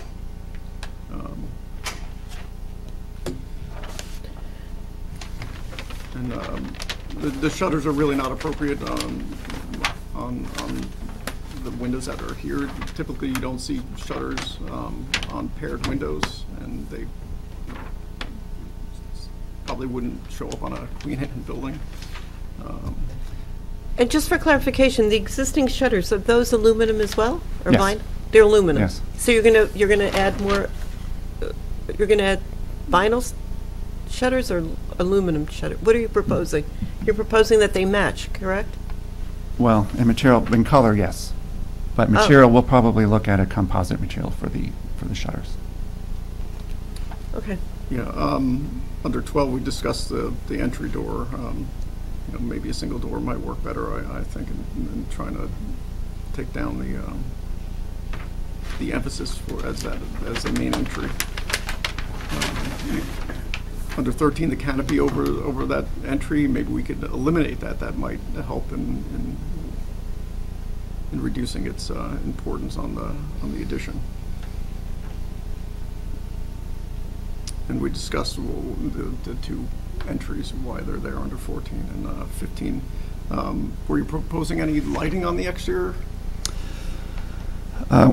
we are going to supply a lighting plan and landscaping plan, as well as roof plan, to the zoning board. So that is information yet to come. But in terms of lighting the exterior around the addition, it would mainly be focused on the ramp, which would be, we have to study what specification it would be, but they would be low fixtures. Doesn't there have to be a fence along the ramp? A railing? A guard? A guard? Yes, a railing. A railing. Only if the surface of the ramp is more than 30 inches above the grade below, which But you do need a handrail. you do need a handrail. So that you don't should be show the shown. handrail in the drawing? No, so we're going to supply that specification. We're thinking of a single tube aluminum type. Yeah, I would suggest having another look at redesigning to try and make this work better with the existing Queen Anne style architecture that's on the existing building, and dial down, the height of the building maybe would help. We'll study it, sure. Thank you, Mr. Conley. Do you have a question of the applicant? Not a question, but comments. when Okay, you're ready. let's do questions. Questions? I have a question. Questions? I just want to, right now, there's a portico over the two-leaf door serving the ramp. Is that like a shingle in the front? Are you using like a shingle in that pediment? That's right. It'll be either fiber cement or vinyl. I like fiber cement for that portion, but it does intend to duplicate the shingle that's on the existing attic dormer around that double window facing Park Street. Is that existing? That's existing. That's aluminum, or what is that shingle? I didn't get up there that high to see if it was aluminum, but I'm anticipating that it is. Do you have another question? Mr. Greenbaum? No, comment. I mean. Okay, question. let's just we're finished with questions. Oh, I do have one quick question too. Before the foundation and the ramp, that'll just be, is that just going to be cement? It'll be, masonry, concrete.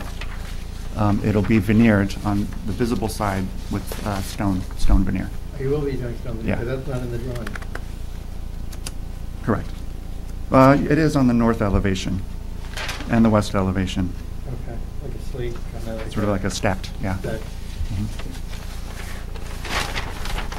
Comments? Well, I'm in agreement with Mr.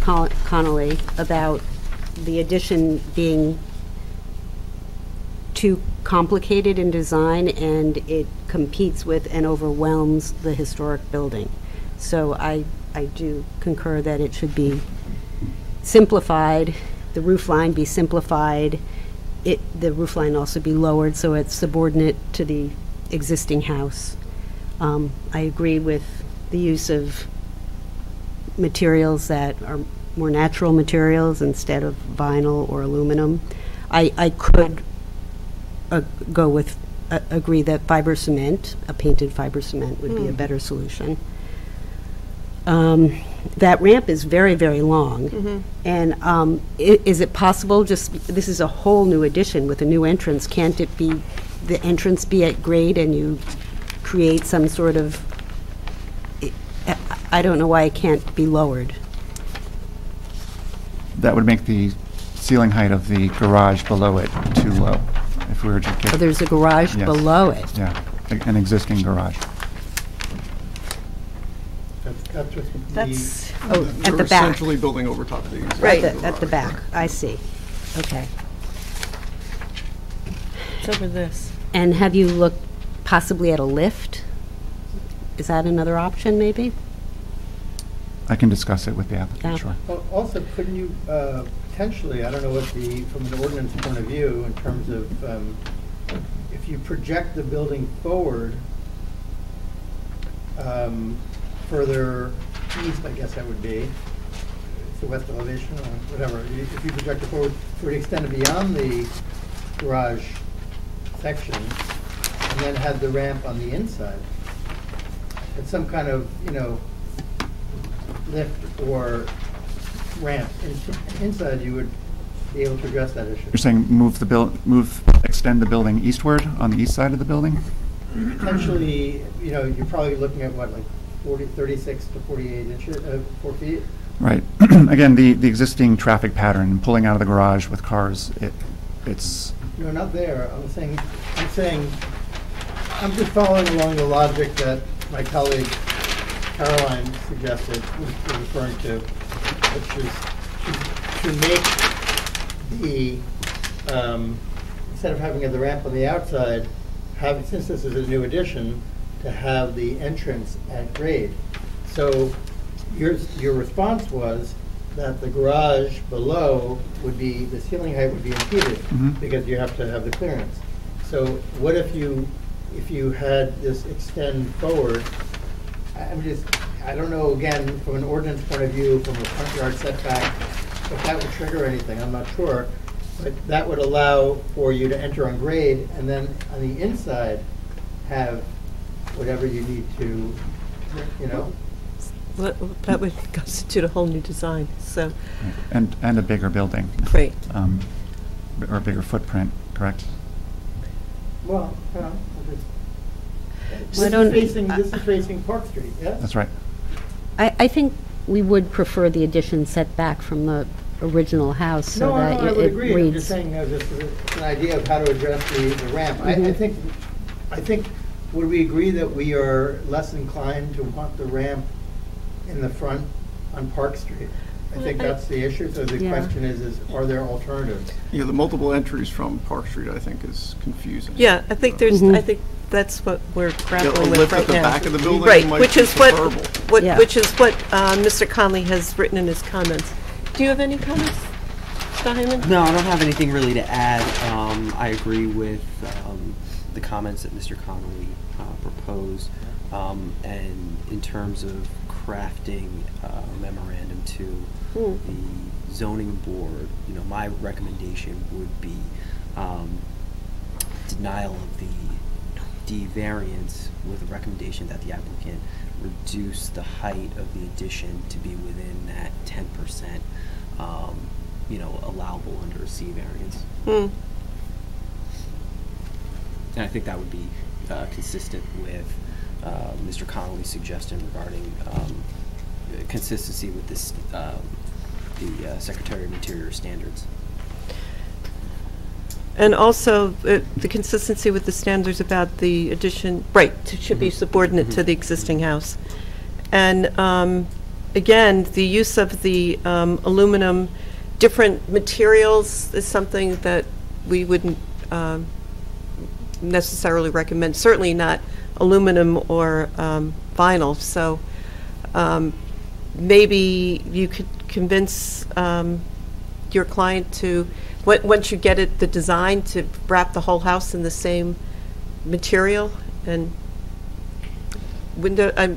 So I think what our recommendation is that there's this whole list, especially the materials, the height, the addition relates too strongly to the existing, and The height of the windows, too. I think. And the height of the windows. I mean, everything that's really, I don't think there's anything on this list that we would remove. Right. I'd like to make some comments, too. I also concur with Mr. Connolly. I think the roof lines, the beauty of the house are the very interesting Queen Anne roof lines in the existing house. And there's a certain dynamic symmetry, an asymmetry, but dynamic symmetry. But yet the addition is built entirely on symmetry. And I would encourage you, there's a house on South Mountain Avenue at the very bottom of Hoburg, which is a Queen Anne style house with similar roof lines.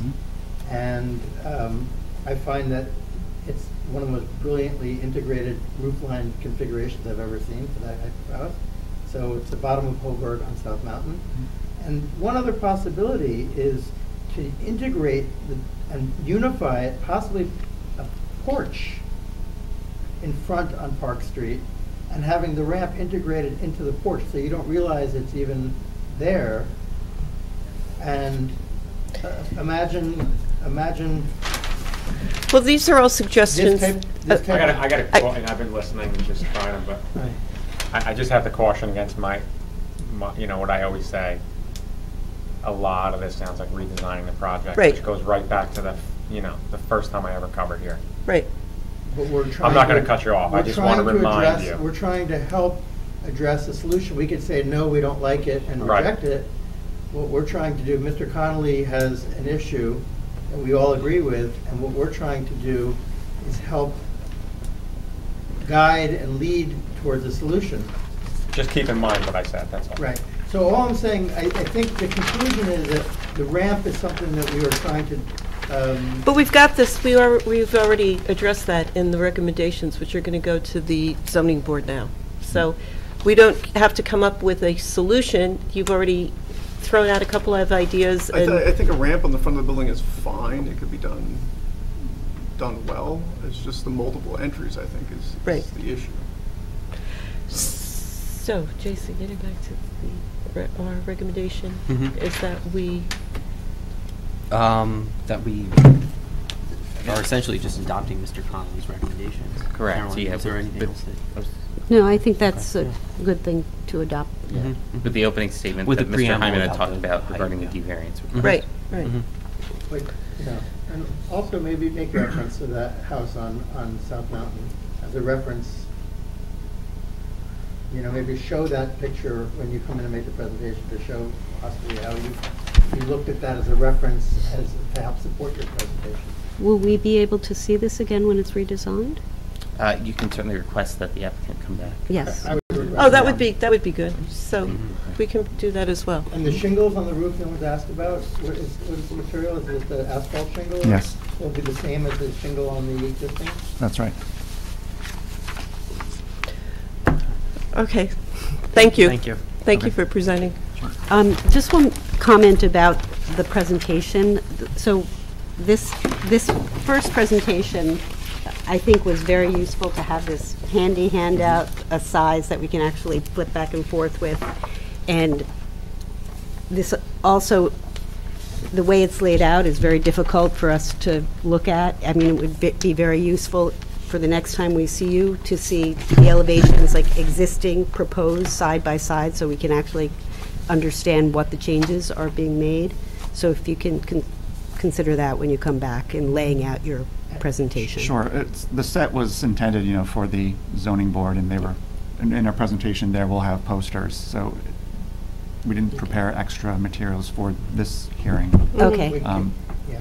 Well, that would be useful to have posters or to have a electronic presentation so that we can look at it too. Also, I felt very confused. I would very much strongly recommend having, at least when we see it next time, I can't speak for the zoning board, but I'd like to see the plan more clearly defined with before and after, and the points of egress and points of access. It was very hard to follow this. And, you know, we look at these all the time, so I would like, the plan in particular, to me, was sufficient. Thank you. Thank you.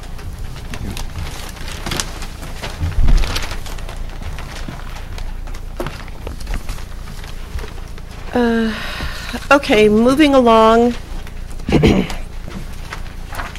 For our annual report, which Graham has put together to send to the Certified Local Government Program. It was in your packet. Did everyone get a chance to review it? He's also going to put a cover letter, which states some of the things that we've done that there was no place on the report to include, which is the Researcher Home, the partnership with the Montclair Public Library, the current new project, Pine Street Stories, and then the Annual Historic Preservation Award. So if anyone wants a copy to see this, this will be, have you mailed this yet, Graham? Or is this? It needs to go in the mail tomorrow. Okay, It's so postmarked this- by the 31st. So. Okay, so this will go in the mail tomorrow. Thank you. I'd like to move. Yeah, just sorry. one Sure. correction on page 4. I didn't attend the preservation Oh, thank conference, you. so if you just take that out. Was there a? I know Ms. Krugman was mentioned as a consultant that we utilize. Is there anything in That's here at where the we top of page, at the bottom of page 3 and top of Yeah. page 4 is Mrs. Krugen's. Okay, it's at the the top report's of going page to be 4. included. Okay, great. Yes. And you included Mr. Conley in there? Correct. Right. At the bottom of Okay. page 3. All right. The funds request to do the designation, does that have anything to, is that related to this? The What application funds? to do the Oakcroft and, No, so this is, the Township of Montclair is a certified local government with the State Historic Preservation Office. This is a required annual report that every certified local government is required to submit annually. It maintains our status as a certified local government and makes us eligible for those grants that we apply for. Right. The Oakcroft and Wheeler grant we've already received. That's in the process of execution to start to select a consultant for that research study. But this is the annual report that maintains our status to be eligible for those funds. And is there any update with the that grant? The SHPO has received all of the final documentation. We had one additional document that we had to transmit back. They're in the process of executing everything, and once we hear back from them, we can proceed with publishing the RFP. And we hope that's sooner rather than We later. hope it's very soon. Okay. Yes. Any other comments? Number D, under new business, 2019 goals and objectives. I'd like to move that we discuss that at the next meeting when we have a full complement. okay? Okay? What? Yeah, that's fine. It's getting late in the year now, and I don't know if there's going to be any guarantee that we will have a full complement next month. So I'm just throwing it out there. Maybe we should at least just get started on getting some of the stuff done. Okay, well, the one goal would be to continue with the initiatives that we've started, which are listed in the letter, those 3 initiatives, and also that we start on the designation for Oakcroft and Wheeler Street as soon as possible. Now, in Yeah, terms of this memo, Graham, are these just standing goals and objectives that we always These are the have, or they're just contained goals and objectives from the Township from the Master Township Plan. Master Plan? But it's The not like historic something that preservation element. for the year these go Correct. into anything. It's just kind of guidance.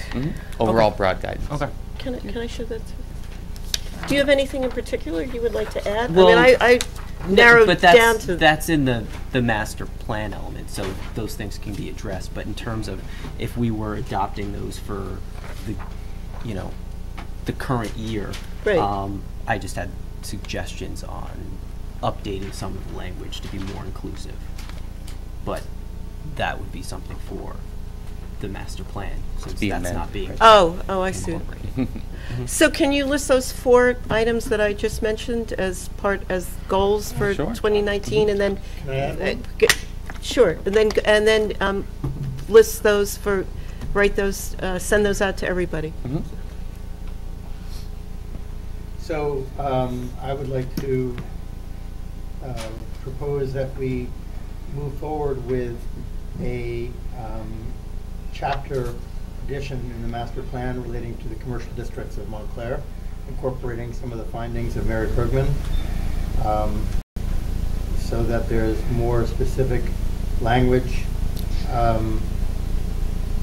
within the master plan that addresses the commercial districts, which is something that we had started on prior to the approval of the master plan being accepted. I'm not sure, could you explain yourself a little more? Sure. It was, I believe it was chapter 7, proposal to add chapter 7 to the master plan, which was specifically to... Oh, are you speaking of architecture, of design? Not design guidelines, but basically a carving out of the commercial district as separate and distinct from the overall sections on, within the historic planning element of the master plan, a section on the commercial districts. This is what we had worked on. For what end? To what end? To define guidelines for development in the commercial districts, which is what we, again, the planning board was ready to sign and approve, but it hadn't been completed.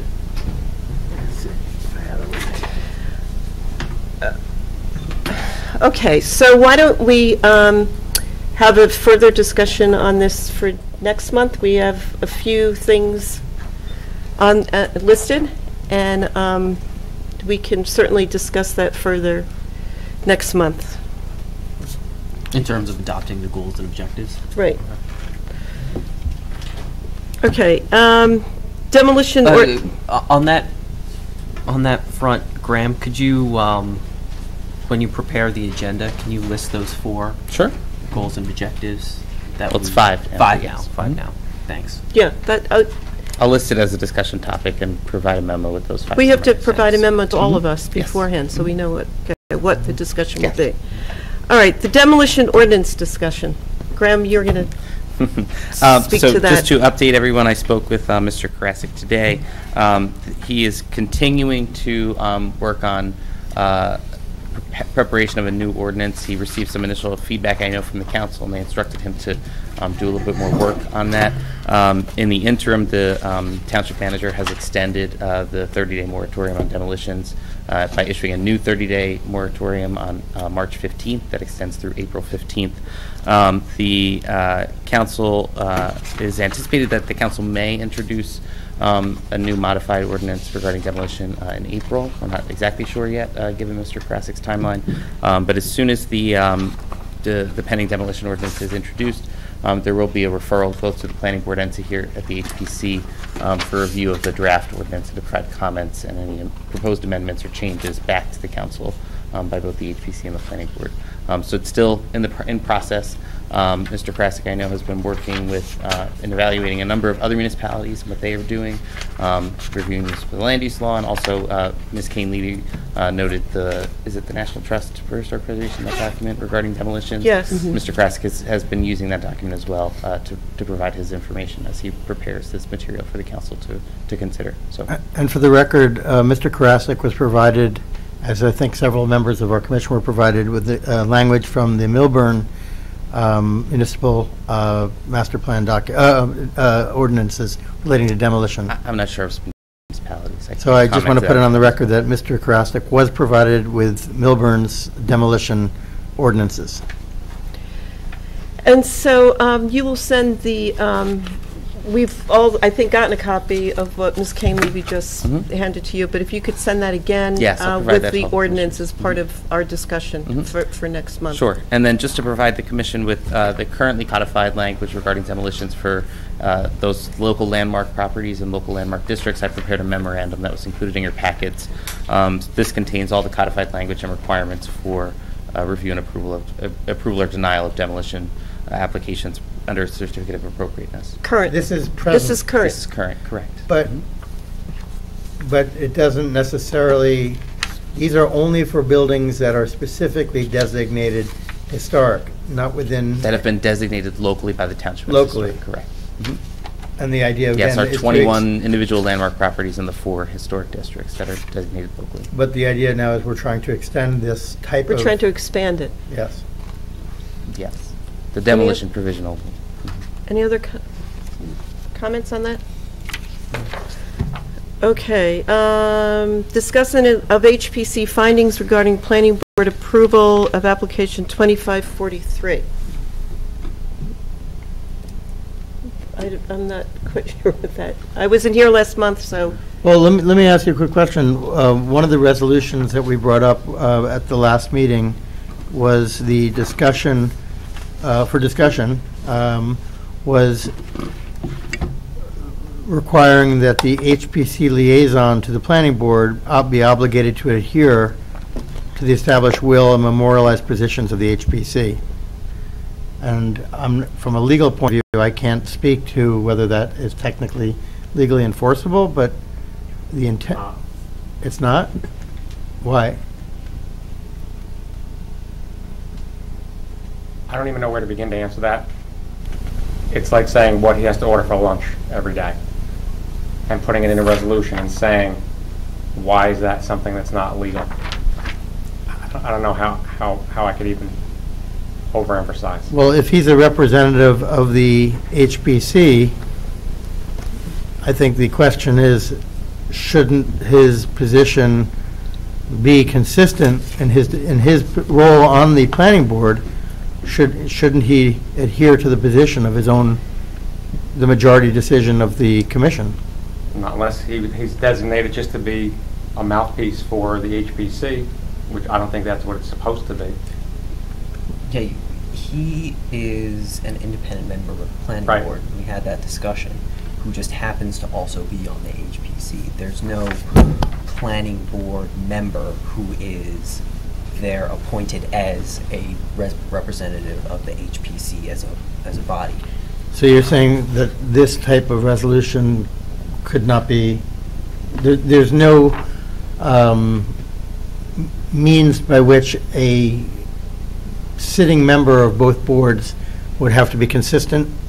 They have free will and independence in both positions, both places? Yes. Okay. And does the Historic Preservation Commission have any say as to who the sitting member on the planning board is at present? No, it's No. they're appointed by the mayor. Okay.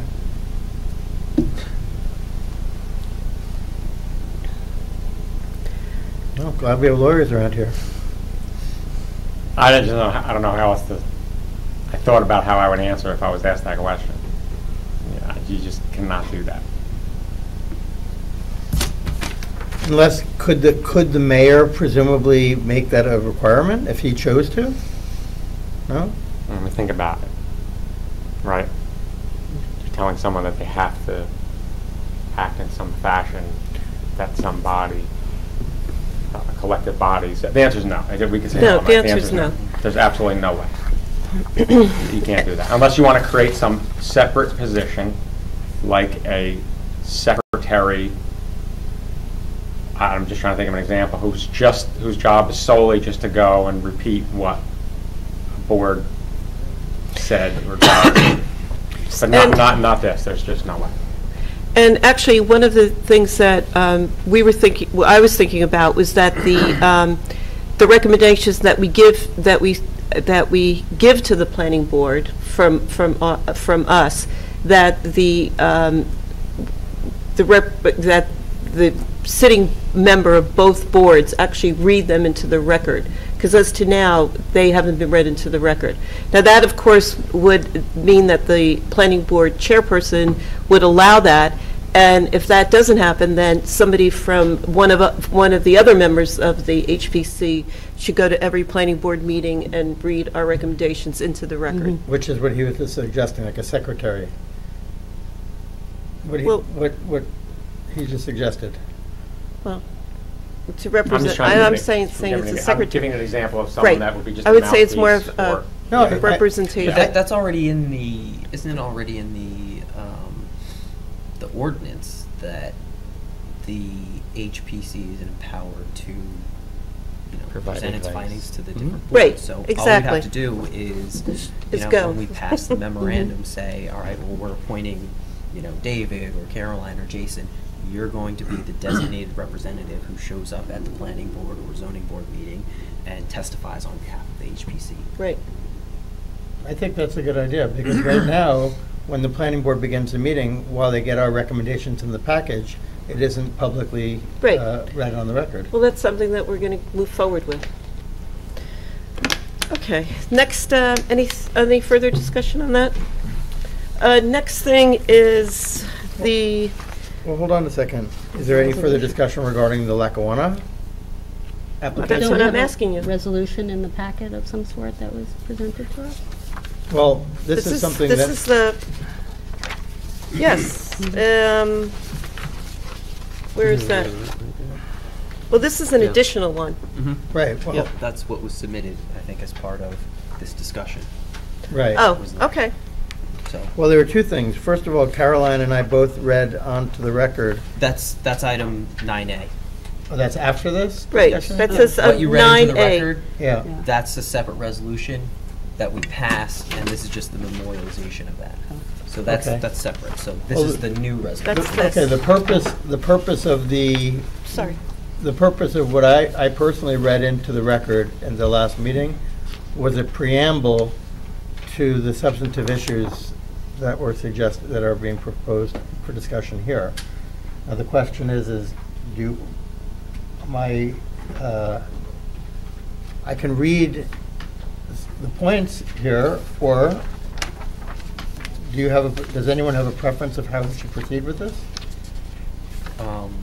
I mean, I've read this. If you want to, I mean, you don't have to read it word by word, but if you want to explain what the purpose of this is and why it's Sure. important, without going through the And I'd contents. like to know what the purpose of this is and how it's different from what you've already read into the record, Well, what we read into the record is, which is part of the resolution that's coming up next. well, that's why the resolution that's coming up next, is integral with that. But what's the difference between what you read into the record last month and what I'm holding in my hand right now? This is very specific, addressing our beliefs regarding the planning board's procedural and substantive efforts in the application, and to raise. So is it fair to say that what you read into the record, that was your personal opinion about what happened during the Lackawanna hearing, and this resolution is you want a separate statement coming from the HPC condemning the planning board? Condemning aspects of the planning board. What I would like to do is make sure we frame very clearly up front the HPC's position, what it was, and how it was presented to the planning board at the different occasions, and that the process, portions of the procedure and substantive, and the substance of discussion were defective. I think it's important to reiterate that we as an advisory board were very clear and very vigorous in our positions, and those positions were not necessarily heeded by the planning board, and I think it's important to go on the record that there is some concern about the procedural aspects of the application's review, and also some of the substantive aspects of the review. So, I mean, 2 points on that. I appreciate where you're coming from. Just from a procedural aspect, I think it's premature because the planning board resolution hasn't been finalized, and that is, the pronouncement of the planning board's act. So once that comes out, we can review it, and we can speak to things that we might have disagreed with in that resolution. I don't think it's necessarily appropriate to pick out things that happened during the proceedings, or especially individual statements by let me finish. Yep. By different board members, because it's the planning board as a body that's acting, so we should be responding to the body as a whole, and we need to wait for that resolution. And I don't think it's necessary to go into all of those details. I don't think it's necessarily appropriate, especially to name individual planning board members. Because again, it's the body as a whole. And we already did address a lot of those things in our original memorandum. So, my thought would be to simply have a resolution after the fact saying, look, we don't agree with the planning board's findings, and, consistent with our prior statements about the historic nature of the site. So that's my 2 cents. Well, and whether we do it now or then, there were specific statements that were made, and we don't necessarily have to name the individuals, but the statements that were, one could argue, were unfounded or specious in their statements. Doesn't have to be necessarily the individual, but those positions were inconsistent with our findings and the findings of experts who presented testimony to the planning board. And I just think it's important to put on the record the statements that were made that differed substantially from the testimony provided by experts and our own commission. Well, as Mr. Hyman said, that would be something that we would address after the planning board produces their resolution. And that's being worked on now and will be forthcoming. Wow. Do you have a comment? Yeah, I think we should probably discuss it. If I have a sense that there's a pending lawsuit that members of the public are going to be raising about the decision at Lackawanna Plaza, and I was just wondering whether the HPC would be interested in participating or supporting that lawsuit in some way, and whether we could.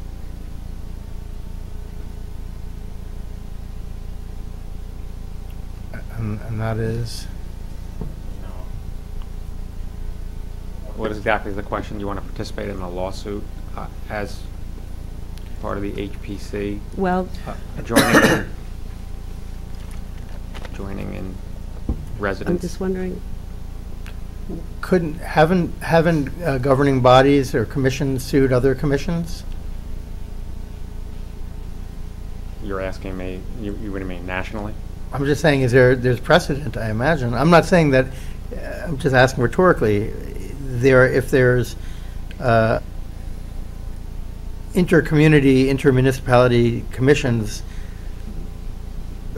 have been at odds on particular situations, has there ever been legal action between the two, to your knowledge?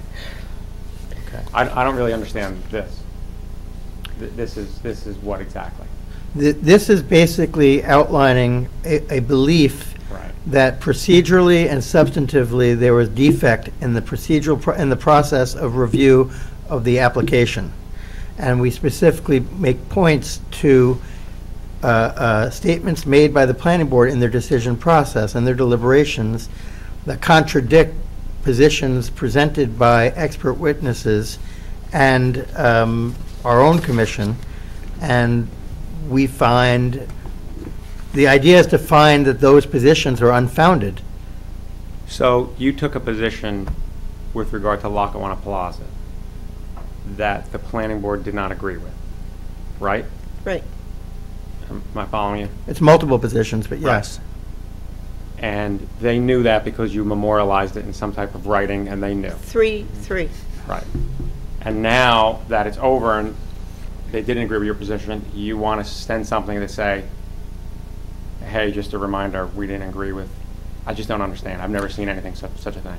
Well, I can't speak for your experience. All I can say is that somebody who is close to this particular application, who has, when I say someone, I'm asking what's the purpose of reminding reminding that that's not what I wanted you to do, but you did it anyway. The purpose is to put on the public record our concern that procedurally. Didn't you do that? Wasn't that what was done? No. Before? No. Right? Am I right? Yes, So I don't understand the purpose of this at all. What do you mean? We didn't put anything on the public record relating to. The planning board doesn't know your position with No, they regard knew to our Lackawanna Plaza? positions. Right. They didn't know our position regarding the procedural process of the application. What do you mean? I don't understand that statement. In the course of the application, there were aspects of the procedure, the process, the entire review that did not necessarily allow for. Give us an example. Let's just Okay. be specific. You Well, didn't like that okay, certain so- witnesses couldn't testify. Right, so specifically, the applicant presented a tenant at the very last meeting, and the tenant's footprint, their use and their size was entirely different from that which had been presented throughout the entire testimony. Over 6-7 months, we were, the township and the planning board were presented a plan based upon a 49,000 square foot, and don't hold me to that number, but a 49,000 square foot commercial supermarket. At the very last meeting, they would not share here till that point. They would not share who the tenant was, but the expectation was a 49,000 square foot supermarket. At the very last meeting, and all the parking, all the circulation, all the loading and logistics were all based on that proposed model, that archetype. At the very last meeting, they came forth and presented a tenant that was only taking 29,000 square feet. Now, that footprint is almost half of what was originally presented. The expectations and all the testimony that related to the application were directly related to a different application and site plan. I get it. But so tell me what you're trying to effectuate. So the point is that I believe personally that all the testimony that had been provided heretofore prior to the date where they presented their tenant and the proposed tenant's use of the space was completely moot.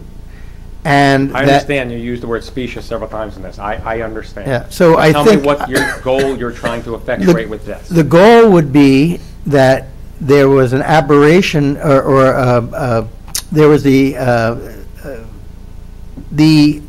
applicant and the tenant were not exposed to, or they were not offered we as a community and others as a commission on the HPC were not given the opportunity to cross-examine the witnesses and to understand the new site plan in the context of what had been previously presented. It's an entirely different site plan, and for the decision to go ahead to have a vote without that judicial process, and to not have the public commentary and the cross-examination seems to be inconsistent with coming up with, a viable adjudication of the application. So that you want to take this and reduce it to a resolution that is presented to the planning board, is that? This Am I is, getting- excuse me, Yeah. this is Mr. Greenbaum's. No, I understand. I just This wanna would make have sure- to be a Yeah. vote, and it's That's not what I'm suggesting. necessarily what everyone on this commission. And that's what I'm suggesting.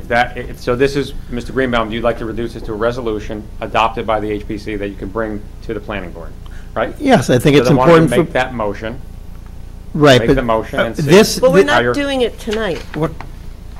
You can? I You mean, want to make you that? can make a motion. You can make a Well, motion. put it this way, I believe that this can be edited down, and I agree with Mr. Hyman that perhaps it's premature, because since the resolution by the planning board has yet to be issued, that there may be additional commentary we might have, and so I will defer to the attorney on our commission from a procedural point of view, that we can wait until the resolution is filed, and then we can be in a better position to offer our commentary and our public record of our concerns. But, So then this is premature tonight. well, from the point of view, I'm guided by my colleague here, who is an attorney, who seems to believe that it would be premature at this time. But I think it's been made clear that we believe there to be procedural issues with the application process. And I don't think I'm in the minority in that belief. So you don't want to make a motion tonight, you want to wait? I'll ask my colleagues, do you believe that it would make best sense? You've already made your point. Do you think that it makes the most sense to wait until the planning board resolution has been filed? I'm asking you, Jason. I mean, if that's what you wanted to do, that makes the most sense. But me personally, I don't know if it makes a difference either way, whether we wait and do a resolution or whether we don't do anything at all, because, as Mr. Angelo pointed out, we're just repeating what we said. But yes, on the positions of HPC, but we've never really, again, I believe the main issues are that some of us, I can't speak for anyone but myself, believes that there are inconsistencies that would lead us to believe that the decision was premature, and certain processes were not followed that would have rendered the most effective adjudication of the application. Well, we can have that discussion now, Mm-hmm. and we can vote on whether we want to take action at a later date once the resolution comes out, or we could just wait till after the resolution. But, I mean, we're talking about two different things here. We're talking about timing, Right. and then we're also talking about, well, what exactly do we want to do anyway? Okay, well, Caroline or Kathleen, do you have any comments, or in terms of, do you have concerns about the procedural, the process and issues of substance? I don't think that that's something, yes, I do, but I think that's something that should be addressed outside of the commission. I think that naming people individually I'm not saying naming people, I agree. You just did on that. No, I didn't submit this. Somebody else submitted this. This was for discussion. This was not submitted with the intention of this particular document being, it was meant for submission for discussion. So it was submitted. Well, Like, the whole wait. point was Well, yeah, I bring thought it you- to this No, discussion. Well, no, it was discussed, okay. Look, I concur with the idea that you don't have to name specific people, but there are statements that were made by specific members of the planning board, whether or not we name those people, those positions were stated that are counter to positions and statements made by expert witnesses. In fact, with the exception, the only people whose positions were consistent with the positions made were the applicant's experts. Didn't you, in the statement you read at the last meeting here, the second page, you say, "We are compelled to go on record with these statements for the public record. We find that the recent planning board approval of the proposed Lackawanna site plan is substantively and procedurally defective and incomplete." Yes.